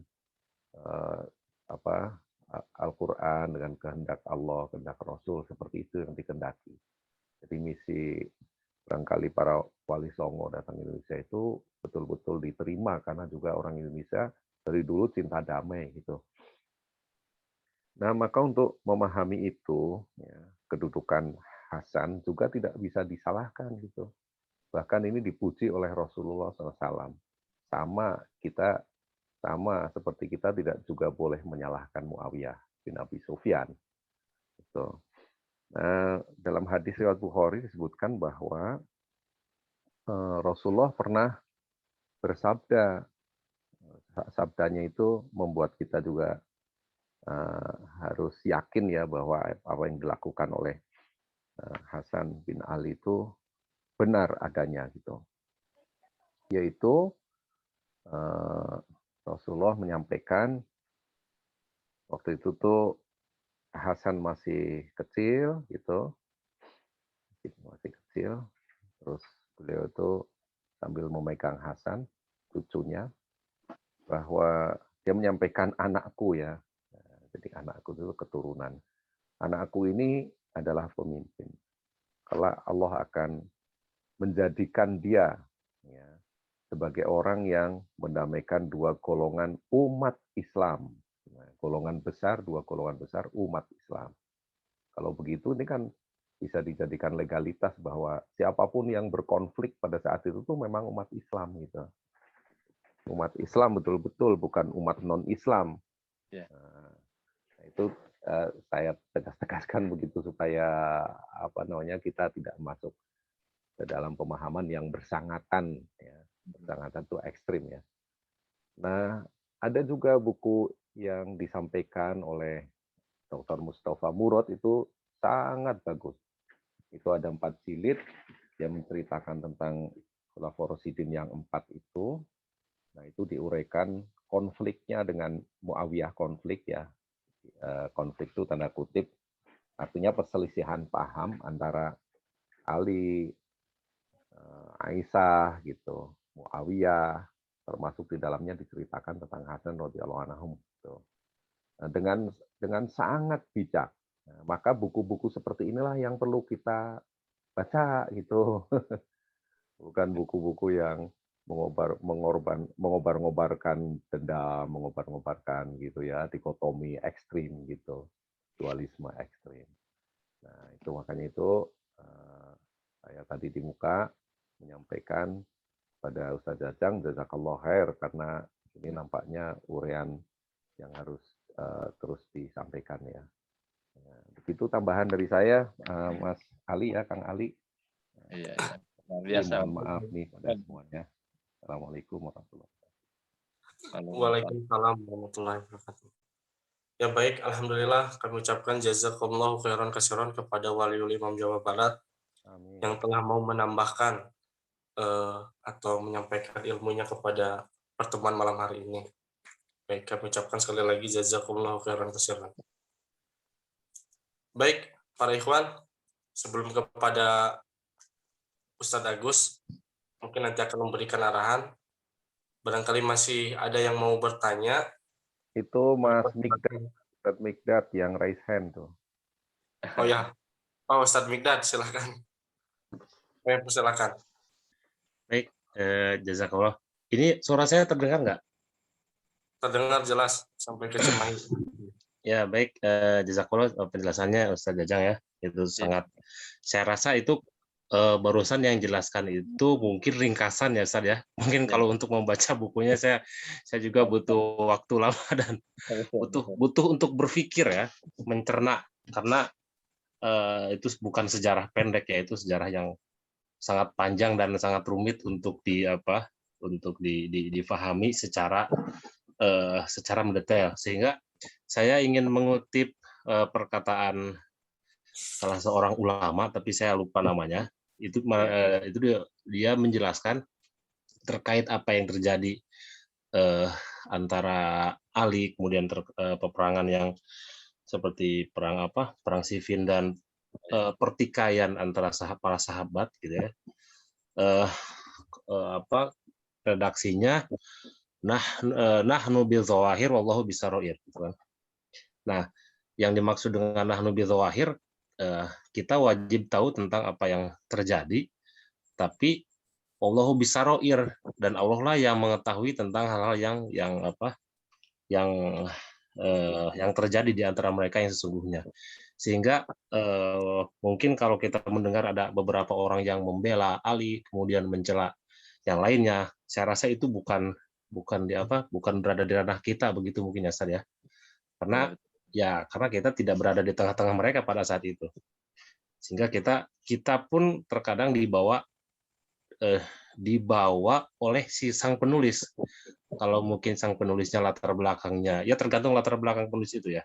Jadi kalau kita membaca buku yang tepat, mungkin kita akan terbawa dengan pikiran atau persepsi atau pendapat yang baik lah. Nah, kemudian satu lagi perkataan salah seorang ulama juga, wa ma jaro baina sahabati nahnu naskut, dan apa yang terjadi di antara para sahabat nahnu naskutu, kita diam. Dalam artian ya kita tidak memberikan komentar baik ataupun buruk, memuji salah seorang, mencela salah seorang, tapi memang sejarah ataupun yang terjadi itu kita wajib mengetahuinya tanpa mengklaim salah satu, memuji salah satu kemudian mencela yang lain. Begitu mungkin tadi saya hanya memberikan tambahan aja tadi kalau tadi. Iya, menarik sekali. Oh, iya, menggarisbawahi barusannya menarik tuh pernyataannya. Ya, Ini betul. ada juga tuh menarik kata Ibnu Mas'ud itu pas idza dzukira al-qadar famsiku wa idza dzukira ashabi famsiku. Apabila dibicarakan orang berbicara menyangkut masalah qadar, maka tahanlah dirimu katanya. Begitu juga apabila bicara tentang sahabat-sahabatku, maka tahanlah dirimu. Luar biasa. Ada lagi dalam riwayat lain di dalam Tirmidzi, menarik sekali. Allah fi ashabi. Allah pada sahabatku. Janganlah kamu jadikan mereka menjadi komoditas sesudahku. Jadikan semacam ini perdebatannya. Maka siapa yang mencintai sahabatku, aku mencintainya dengan kecintaanku. Dan barang siapa yang membenci mereka, membenci para sahabat, maka aku membencinya dengan kebencianku. Dan barang siapa yang menyakiti mereka, para sahabat, berarti dia menyakiti aku. Dan barang siapa yang menyakiti aku, sabda Rasulullah, berarti dia menyakiti Allah. Dan barang siapa yang menyakiti Allah, maka sebentar lagi ia akan dimusnahkan oleh Allah. Dasar luar biasa. Itu dari dalam hadis riwayat Tirmidzi. Jazakallahu khairan, menarik sekali. Ya, jazakallah Ustaz. Ya. Ya, baik, alhamdulillah jazakallahu khair kepada Ustaz Bigdad yang menambahkan materinya tadi ya, alhamdulillah. Ya. Baik, para ikhwan, masih ada yang mau bertanya atau mau menambahkan lagi? Silakan kami Izin persilakan. bertanya, Ustaz. Ya, silakan Ustaz Asep ya, Masya Allah. Silakan Ustaz Asep. Sana Ustaz.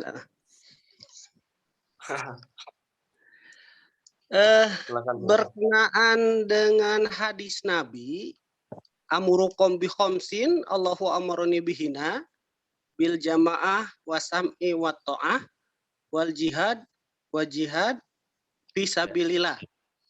Wal hijrah dulu Ustaz. Subhanallah ya wa hijrah jazakallahu khair.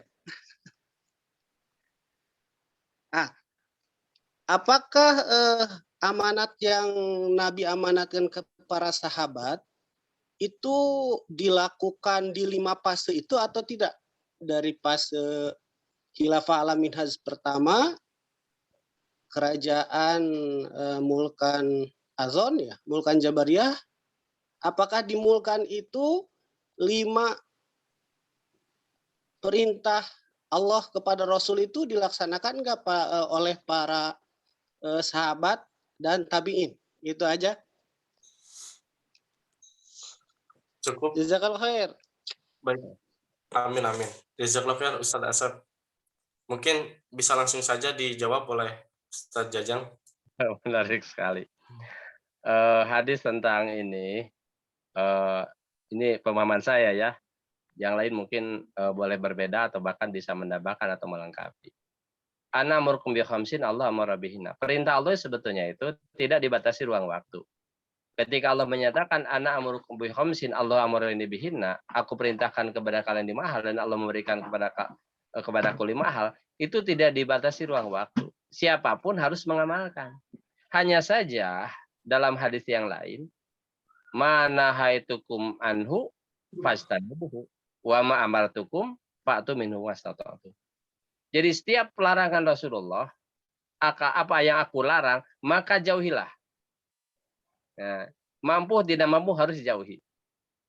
Tetapi wa ma amartukum fa'tu minhu mastata'tum. Apa yang diperintahkan kepada kalian, maka lakukanlah sekemampuan kalian.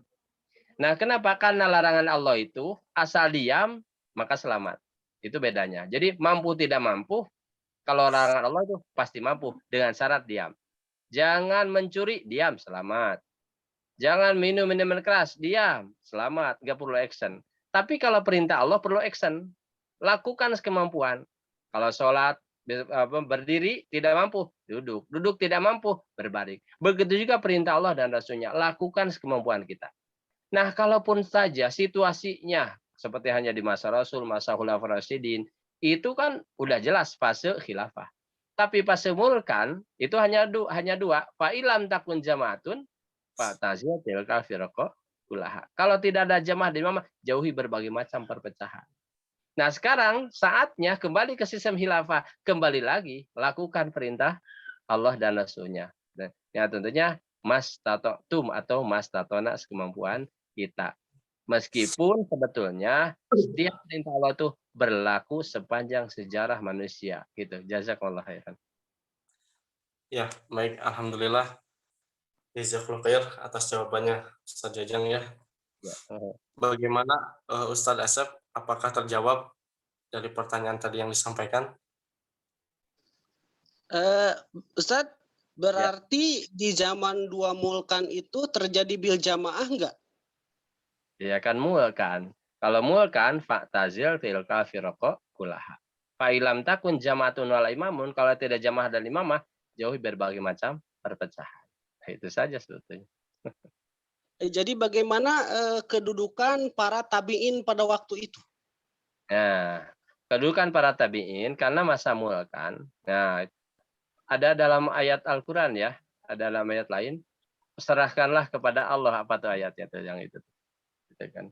Kalau terjadi perpecahan di kalangan umat, maka serahkanlah urusannya kepada Allah. Tapi karena fase mulkan itu pergeseran dari sistem khilafah ke fase mulkan, sehingga tidak bisa ada lagi diamalkan jamaah imamah. Pembaiatan seorang imam tidak bisa lagi pada saat itu karena fase mulkan itu. Maka fa'tu minhu mastata'tum, lakukanlah semampuan itu. Adapun urusannya kembalikan kepada Allah. Itu saja. Ya, Bahkan innalladzina farraqu dinahum maqanusian lastabun fisain innama amruhum ilallah. Jadi urusan apakah hukumannya bagi tabi'in dan setelahnya, maka kembalikanlah saya kepada Allah, biar Allah nanti yang nanti mungkin keputusan terakhir di akhirat ya. Maka serahkanlah urusannya kepada Allah Subhanahu wa taala. Itu menurut ayat tadi. Hanya saja saat ini semasanya kembali ke sistem khilafah, tidak ada pilihan kecuali bil jamaah wasami watati wahyati wajadi fisabilillah. Sehingga ada ancaman.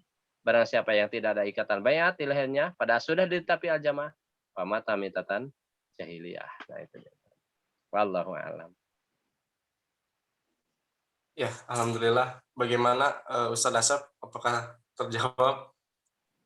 Maaf Ustadz. Jadi ketika imam-imam madhab itu apakah berbayat atau tidak ya? Oh ya, ke khalifah yang berada di dinasti Abbasiyah. Nah, kalau itu tidak ada bayat, asalnya kerajaan tidak ada bayat. Bayat ini kan bayatul imaro. Man baya imaman, atau syafqataya diwasa merata qalbi. Barang siapa yang membayat imam dengan jabatan tangan. Kalau Imam Syafi'i, Imam Maliki itu bukan berarti imam dalam arti umaro khilafah alamin nubuwah, tapi hanya imam madhab dan tidak ada ikatan bayat. Kalaupun ada saat itu torekat, dan itu salah pasang di torekat sampai sekarang kan masih ada bayat ya. Tapi yang dibayat itu bukan imamah, jamaah imamah atau umaro, tapi kebalik ini, makmum yang dibayat itu dalam torekat. Termasuk juga di NII, mohon maaf ini di NII juga, yang dibayat bukan imam tapi makmum. Itu salah pasang. Itu salah pasang. Di torekat sampai saat ini yang berkembang pesat termasuk di Indonesia ya, itu terjadi juga pembayatan. Tapi pembayatannya bukan makmum kepada imam, tapi justru imam kepada makmum. Isi bayat ini bukan bayat mengangkat ulil amri atau apa, tapi apa namanya itu, doktrin lah, kayak semacam doktrin itu. Gitu. Begitu juga di masa imam madhab itu memang sudah tidak ada lagi bayat, tidak diamalkan pada saat itu, karena dalam kerajaan tidak ada pembayatan imam, karena raja langsung diangkat berdasarkan keturunan. Ya, itu saja.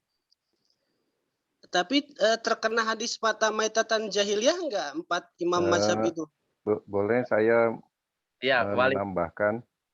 Ya, silakan Wali. Ya, baik. Pak Asep, ini ada satu ayat di dalam surat Al-Baqarah ya. Dalam surat Al-Baqarah ayat 134. Mungkin bisa dibuka ya, artinya tuh begini. Itu adalah umat yang telah lalu. baginya hal yang telah dilakukannya, dan bagimu hal yang telah kamu lakukan. Dan kamu tidak akan diminta pertanggungjawaban terhadap hal yang telah mereka kerjakan. Itu ya. Jadi lebih aman kalau kita tidak menilai, Pak. Iya. Itu sebab kalau kita menilai itu nanti terjerumus ke dalam perkara-perkara yang berbahaya gitu. Sudah aja ini Al-Baqarah ayat 134 dipegang. Nah, ini kaitannya satu saat Imam Ahmad ditanya tentang sejarah yang terjadi di antara Ali dan Muawiyah. Ini tadi kan imam yang 4 itu ya, baik atau enggak gitu. Nah, Imam Ahmad pernah ditanya ini. Nah, lalu dia membaca ayat ini, Pak. Setelah itu diam, gitu. Nah, seorang pernah ditanya juga, yaitu di dalam Ibnu Katsir ya, dalam Bidayah wa Nihayah itu menyampaikan bahwa Abu Zuhra Ar-Razi pernah ditanya, pernah dia menyampaikan ya, berkata, aku sangat membenci Muawiyah. Abu Zuhra bertanya, mengapa gitu?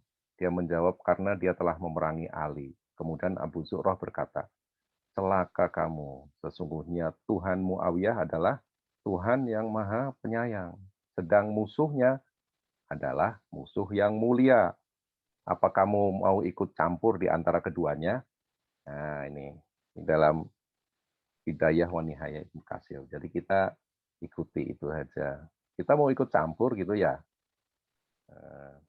Nah, kemudian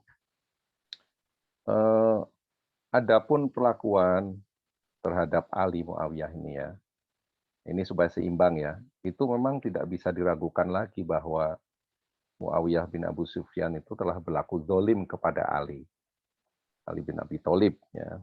Itu para ulama juga ada yang menyebutkan memang seperti itu kejadiannya, sejarah tidak bisa ditutupi. Tetapi hal itu juga ditegaskan oleh Nabi SAW di dalam hadis riwayat Bukhari, di dalam Fadail As-Sahabah, keutamaan sahabat, ya kepada Ammar bin Yasir, engkau akan dibunuh oleh satu kelompok yang zalim. Ternyata yang membunuh Ali adalah gitu, orang-orang yang terkena fitnah zaman pada masa Muawiyah dan kelompoknya. Satu hari Surah Al-Qadi pernah ditanya, ya ini di dalam Ibnu Katsir juga disebutkan, apakah Muawiyah seorang yang lemah lembut? Dia menjawab, tidak bisa disebut lemah lembut. Orang yang buta terhadap kebenaran dan telah memerangi Ali.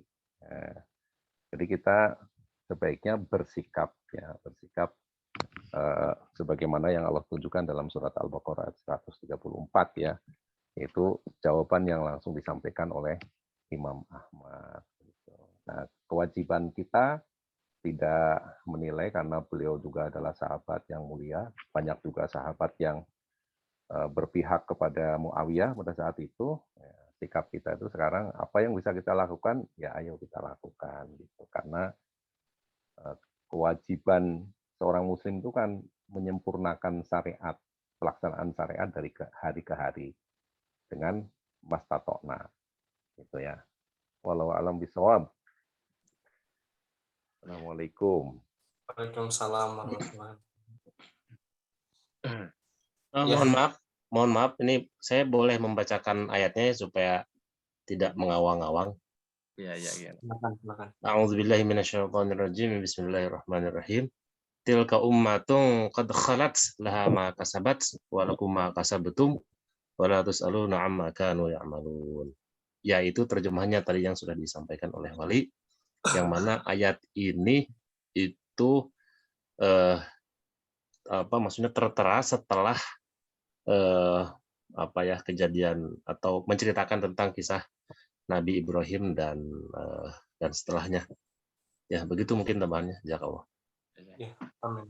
Jazakallahu khair kepada kandidat yang telah membacakan alatnya ya kepada kita semua. Baik, bagaimana Ustadz Asep, apakah sudah terjawab? Begini, inilah pertanyaan kelanjutan yang dari dulu saya ditanya itu belum bisa ngejawab. Iya. Karena ada hadis tadi yang tidak berat mata maitatan jahiliyah. Lalu mereka bertanya bagaimana kondisi zaman para tabi'in, tabi'ut tabi'in gitu ya. Sehingga ketika disampaikan hadis itu, maka mereka menasabkannya ataupun mensandarkannya ke zaman dulu juga sisi baiat tidak dilaksanakan ya tadi. Ya. Maka sekarang mereka mengambil itu. Nah, maksud saya adalah korelasi dari zaman Mulkan bisa dijadikan rujukan oleh orang-orang yang memang belum membaiat. Nah, inilah salah satu sebab ketika dakwah kita tersendat, salah satunya ketika mengajukan hadis ini terlebih dahulu, gitu maksudnya. Sehingga baik Pak, saya paham ya. Itu saya Wali. Ya baik, saya paham. Jadi nanti kalau bertanya to the point Pak, supaya tidak. Jadi gini, itu kan ada hadis ya, hadis tentang perpecahan. Nah, terus ada juga hadis tentang masa-masa kelam, masa-masa ada banyak fitnah. Nah, terus Rasulullah memberikan petunjuk taljamu jama'atal muslimina wa imamahum. Memang pada kenyataannya pada saat pergantian dari khilafah alamin haji nubuwah kepada masa Mulkan itu tidak ada lagi gitu ya yang disebut jamaah muslimin dengan satu imam gitu, tidak ada lagi. Jadi tidak ada yang mendeklarasikan itu gitu. Bahkan umat Islam itu semakin banyak terpecah, mendirikan kerajaan-kerajaan, bukan khilafah-khilafah ya. 16 dinasti. Mendirikan kerajaan-kerajaan gitu. Nah, pada saat itu berlaku juga sabda Rasulullah SAW ketika ditanya, apa yang kau perintahkan seandainya tidak ada jamaah muslimin dan imamnya. Nah, disitulah Rasulullah SAW menyampaikan, ya, Fa'atajil mintil kalfirokoh kulahu. Maka hendaklah engkau supaya selamat, ya itulah yang disebut al-jamaah pada saat itu, yaitu keluar dari firqoh-firqoh yang ada, dari kelompok-kelompok yang ada gitu. Pertanyaannya tadi kan seandainya tidak ditemukan jamaah muslimin dan imam mereka. Jadi saya yakin umat Islam selamatlah ya pada saat itu, termasuk para imam yang ditanyakan oleh Pak Asep ini tadi, dan juga kaum muslimin seluruhnya. Yang paling selamat itu adalah yang keluar dari fitnah itu, dari kelompok-kelompok. Nah, sekarang pada saat jamaah muslimin sudah ditetapi kembali, itu berbeda lagi zamannya. Begitu Pak Asep. Ya, jazakallah khair Wali. Ya, amin. Jadi kalau puas tidak puas, saya harap tidak puas kalau pengatur acara menyampaikan bagaimana Pak Asep, puas apa tidak, ya pasti tidak puas, saya harapkan juga tidak puas. Jadi kalau nanti jawabnya tidak puas terus nanti diperpanjang lagi, akhirnya bagaimana nih Amir Majelis? Jadi boleh bertanya lagi Wali? Ya boleh, silakan. Nah, untuk penempatan fase terakhir sekarang, apakah itu masuk kepada ikhtilaf ijtihad atau bagaimana? Karena adanya seseorang mengatakan ini belum masanya, sehingga keluar berarti keluar dari berbagai firqoh. Nah, apakah penempatan sekarang ada fase khilafah ala minhaj nubuwah itu masih ikhtilaf atau bagaimana, Wan? Ya, tentu untuk yang tidak percaya itu ikhtilaf gitu ya, yang tidak meyakini gitu. Dan itu boleh-boleh saja. Dan boleh dan sah gitu. Tidak menjadikan seseorang itu menjadi kafir, enggak gitu ya. Termasuk di dalam keterangan bahwa mata metatan jahiliyah itu kan keterangan ureannya secara sahih itu bukan betul-betul mati dalam keadaan kafir, tetapi mati dalam keadaan seperti orang jahiliyah yang belum mempunyai pimpinan yang satu gitu. Jadi kalau mau ditarik ke ijtihad juga boleh gitu. Gitu Pak Asep. Ya. Jadi tidak ada, Alhamdulillah, jazakallah khair. amin, tidak ada pertentangan insya Allah, tidak ada pertentangan. Jadi kita akan mengamalkan apa yang kita yakini menjadi kewajiban kita pada saat kita sudah mampu melaksanakan gitu.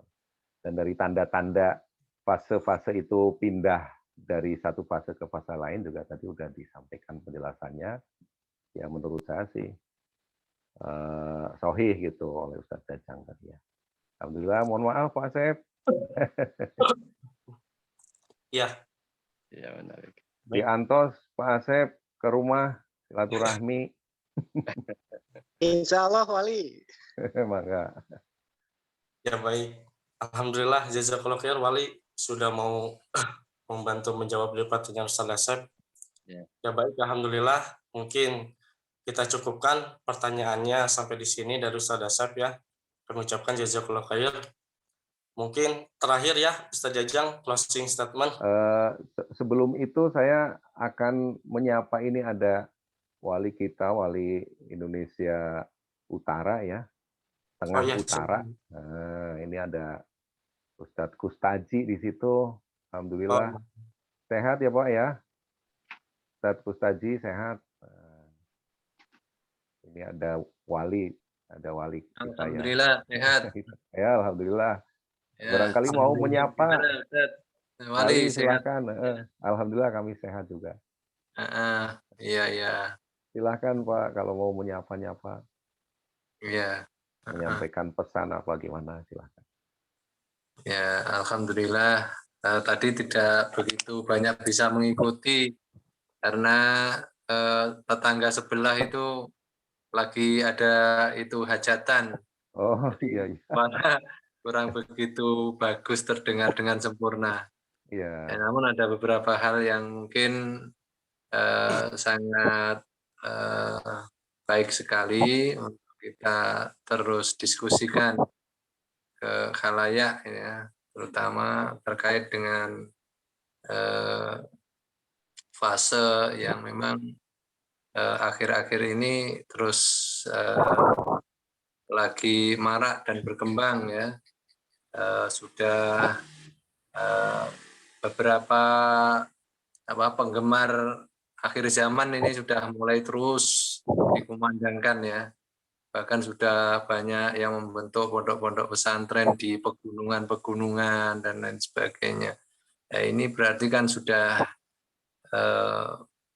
sangat tepat lah kalau kita ini terus gitu dikumandangkan dalam bentuk diskusi-diskusi lah. Terutama seperti ini tadi sangat baik sekali. Wali memberikan pencerahan-pencerahan lah. Kalau ini memang nanti bisa dikembangkan untuk hal-hal yang lebih luas ya, lebih luas kepada khalayak, ini akan lebih memberikan peran positif dalam dakwah kita, sehingga yang lagi sekarang booming akhir zaman ini nanti bisa mengerucut ke arah yang lebih tepat, yaitu dalam meyakini sebuah dalil-dalil yang sudah menjadikan sesuatu yang memang di sini harus menjadikan sesuatu yang pilihan gitu. Ya, jadi akhir zaman, terus kemudian nanti ini memang ada dalil-dalil yang menjadikan pengerucutan yang di sini nanti akan menjadikan titik persatuan umat itu.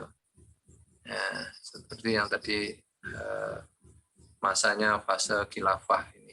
Insya Allah itu sangat baik. Mungkin itu sedikit pesan sehingga harapan kita semuanya diskusi-diskusi seperti ini terus kita seringkan adakan itu. Mungkin itu yang dapat kami sampaikan. Salam untuk para peserta semuanya. Ya, mudah-mudahan semuanya ini nanti lancar dan baik. Amin. Mungkin itu Wali. Amin. Dan para Ikhwan Jazakallah semuanya. khair. Jazakallah khair Wali. Ada juga salam Pak Hamli Kadri nih ya dari Kalimantan, Pak Hamli. Pak Hamli Kadri ya, Pak Hamli Kadri. Masih on, Assalamualaikum. Waalaikumsalam Ya, warahmatullahi masih. Salam Sehat, Pak? warahmatullahi wabarakatuh. Alhamdulillah Alhamdulillah. sehat. Luas ini sampai ke Kalimantan suara kita ini, Ustaz Jajang. Gimana, ada pesan-pesan mau disampaikan Pak Hamli, silakan. Alhamdulillah bisa bergabung. Saya lihat memang mayoritas di sini dari Jawa Barat ya. Ya, betul. Ya, alhamdulillah nih ada tambahan ilmu dari para ikhwan-ikhwan sehingga ya untuk bekal kita juga nih di Kalimantan ini.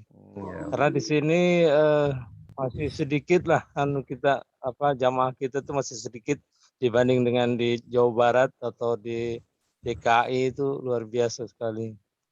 Ya kami mungkin mohon dukungan juga dari ikhwan-ikhwan dari Jawa Barat. Mungkin itu aja. Salam sama ikhwan semuanya. Salam Wali dari kami. Baik. Assalamualaikum warahmatullahi wabarakatuh. Waalaikumsalam warahmatullahi wabarakatuh. Baik, jazakallah khair. Kang Ali, silakan. Baik. Terima kasih pada semua, jazakumullah khair. Ya, silakan. Baik, alhamdulillah kami ucapkan jazakallahu khairan katsiran kepada Ustadz Gustaji dan Ustadz Hamli yang telah menambahkan pada pertemuan malam hari ini. Baik para ikhwan, terakhir mungkin dari sebelum kepada Ustadz Agus Rusandi ada closing statement dari Ustadz Jajang. Silakan. Iya, jazakallahu khairan. Dan dengan diskusi ini kita berupaya ya berpegang tuh kepada Al-Quran dan As-Sunnah. Kemudian selain itu kita pun berdoa dalam Al-Quran surat Al-Hasyr ayat 10 itu menarik sekali. Dan sebaiknya kita sering mengucapkan ini. Rabbana ighfir lana wa li ikhwanina alladzina sabaquna bil iman. Wa la taj'al fi qulubina ghillan lil ladzina amanu rabbana innaka ra'ufur rahim. Nyambung sekali tadi dengan apa yang disampaikan oleh Wali. Ya Tuhan kami, beri ampunan kami dan saudara-saudara kami yang telah beriman terlebih dahulu dari kami. Masuk para sahabat, para tabi'in. Dan janganlah engkau membiarkan kedengkian dalam hati kami terhadap orang-orang yang beriman. Ya Tuhan kami, sesungguhnya Kau Maha Penyantun lagi Maha Penyayang. Nah, itu menarik. Ya, sebagai penutup, saya ingin mengatakan bahwa sejarah Khulafaur Rasyidin secara khusus dan sejarah para sahabat-sahabat secara umum dilihat dari sudut pandang Islam merupakan satu keharusan, kita harus memahami dan mempelajarinya. Jadi bukan lagi anjuran, tapi satu keharusan. Sebab fase itu merupakan masa keemasan Islam. Rentetan sejarah Islam, sekitar 14 abad, ya, itu diperlukan pemahaman yang benar-benar akurat. Jangan sampai terpengaruh oleh orientalis. Terjadi distorsi sejarah, aberransi, anomali, sehingga sulit membedakan mana yang benar dan mana yang salah. Makanya perlu kita setiap sejarah perlu adanya cek and recheck di laboratorium Al-Quran dan Sunnah, kemudian dalam buku-buku yang jelas-jelas buku itu berpegang tuh pada Al-Quran dan As-Sunnah. Karena ternyata sejarah saat ini sudah didistorsi. Ya, dengan mempelajari dengan benar, kemudian dari buku yang benar, kemudian sumber yang jelas, sehingga bisa menghilangkan kesalahpahaman setiap orang Islam terhadap peristiwa-peristiwa sejarah pada fase yang luar biasa hebat. Sehingga tersingkaplah kepalsuan-kepalsuan yang diselundupkan oleh musuh-musuh Islam. Nah, kemudian selain itu, dari setiap masa itu ada syayatinil insi wal jinni. Ada setan-setan dari kalangan jin dan manusia. Dari dulu hingga sekarang. Kalau di masa Khulafaur Rasyidin itulah Abdullah bin Sabah. Menggembor-gemborkan perpecahan di kalangan umat, kemudian fitnah yang luar biasa, bahkan menggembor-gemborkan Ali itu adalah Tuhan. Gitu kan? Sehingga pengikut Abdullah bin Sabah dinasihati oleh Ali bin Abi Thalib, kemudian menolak, akhirnya oleh Ali dibakar katanya dalam satu riwayat itu. Itu kan luar biasa. Nah, mudah-mudahan akhir zaman ini kita diberi kekuatan Allah untuk membersihkan distorsi sejarah, kepalsuan-kepalsuan sejarah yang digembor-gemborkan oleh musuh-musuh Islam. Terakhir, saya sendiri mengucapkan jazakumullah khairan kepada Waliul Imam, juga kepada Ustadz Agus Rustandi, juga kepada semuanya, juga dari luar Jawa Barat ya, tadi luar biasa tuh dari Kalimantan ya. Alhamdulillah bisa bergabung, juga kepada Iwan, mudah-mudahan pertemuan kita penuh rahmat, ridho dan ampunan Allah, dan harapan kita mudah-mudahan bisa berkumpul kembali di surga. Bahkan harapan kita surga yang terdiri, surga Firdaus, bertemu dengan Allah, bertemu dengan Rasulullah Sallallahu Alaihi Wasallam, termasuk di antara kita. Itu saja. Jazakallah. Wassalamualaikum warahmatullahi wabarakatuh. Waalaikumsalam warahmatullahi wabarakatuh. Alhamdulillah, jazakallah khair kasiran kepada Ustaz Jajeng yang telah closing statement-nya kepada kita semua. Baik, lanjut saja kepada Ustaz Agus, kami persilakan waktu dan tempat. Baik, jazakallah khairan katsiran atas kesempatannya. Alhamdulillah, saya ucapkan terima kasih dan jazakallah Ustaz Jajang khususnya yang sudah mengisi materi pada kajian malam ini.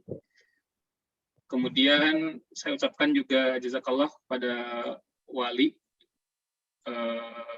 Ustadz Munif, kemudian Wali Indotim, lalu tadi Ustadz siapa tadi itu Pak Kadri ya dari Kalimantan, dan juga para ikhwan yang lain yang hadir. Alhamdulillah saya lihat banyak ya dari Cimahi, kemudian dari Ujung Berung, lalu dari Bandung Selatan, kemudian dari Tegal ya, dari Tegal juga hadir. Alhamdulillah, terima kasih atas kehadirannya, dan insya Allah sangat bermanfaat pada malam ini. Kenapa saya bilang sangat bermanfaat? Karena dari form yang sudah diisi oleh Pak Ikhwan, hampir semua menyatakan bahwa kajian ini harus dirutinkan. Dan sebagai informasi, insya Allah kita akan kembali adakan di bulan depan, setiap malam Kamis ya. Dan ini ada masukan yang sangat bagus untuk materi selanjutnya.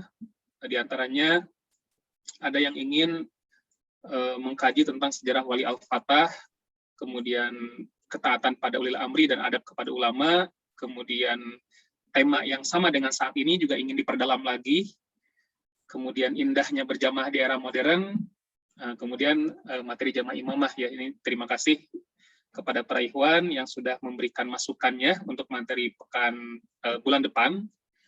Mudah-mudahan nanti ditunggu saja, nanti kita lihat materi mana yang akan kita ambil. Kemudian tentu saya sangat sepakat dengan Wali ya, Wali Indotim, Ustadz Kustaji, bahwa diskusi-diskusi seperti ini perlu terus kita lakukan ya, selain untuk meningkatkan pemahaman kita, juga untuk kaum muslimin yang lain ya. Sekarang sudah masuk banyak topik-topik akhir zaman, dan betul tadi kita perlu ada kajian-kajian, bertukar pikiran ya, sehingga nanti mengerucut kepada satu titik persamaan yang bisa bisa disepakati ya kaum muslimin gitu. Barangkali itu dari saya. Terima kasih untuk semuanya, dan mudah-mudahan bulan depan bisa lebih banyak lagi yang hadir. Alhamdulillah, kalau saya lihat ini pertemuan ketiga yang hadir lebih banyak dari bulan sebelumnya. Sekarang tadi sudah sampai 63 ya yang bisa hadir, dan ini sudah masuk akhir ya, sampai 47 ini sudah bagus ya. Saya sebagai host pada malam ini, mohon maaf jika banyak kekurangan, dan ucapan jazakumullah khairan kepada semuanya. Alhamdulillah, assalamualaikum warahmatullahi wabarakatuh. Waalaikumsalam warahmatullahi wabarakatuh. Baik, alhamdulillah kami ucapkan jazakallahu khairan katsiran kepada Ustadz Agus Rustandi yang telah menyampaikan informasinya kepada kita semua. Baik para ikhwan yang dirahmati oleh Allah Subhanahu wa taala, waktu sudah menunjukkan pukul 21.45, artinya acara sudah pada puncaknya. Sekali lagi saya mohon maaf yang sebesar-besarnya selaku pembawa acara apabila banyak kekurangan serta kesalahan, dan mohon maaf apabila ada tutur kata yang tidak tata, kalimat yang tidak bermanfaat, ucapan yang tidak sopan dan tidak berkenan di dalam hati hadirin yang ada di sini. Kesalahan yang milik saya pribadi, kebenaran hanya milik Allah Subhanahu wa taala. Marilah para ikhwan kita tutup pertemuan malam hari ini dengan bacaan hamdalah serta doa kafaratul majelis. Alhamdulillah. Dan juga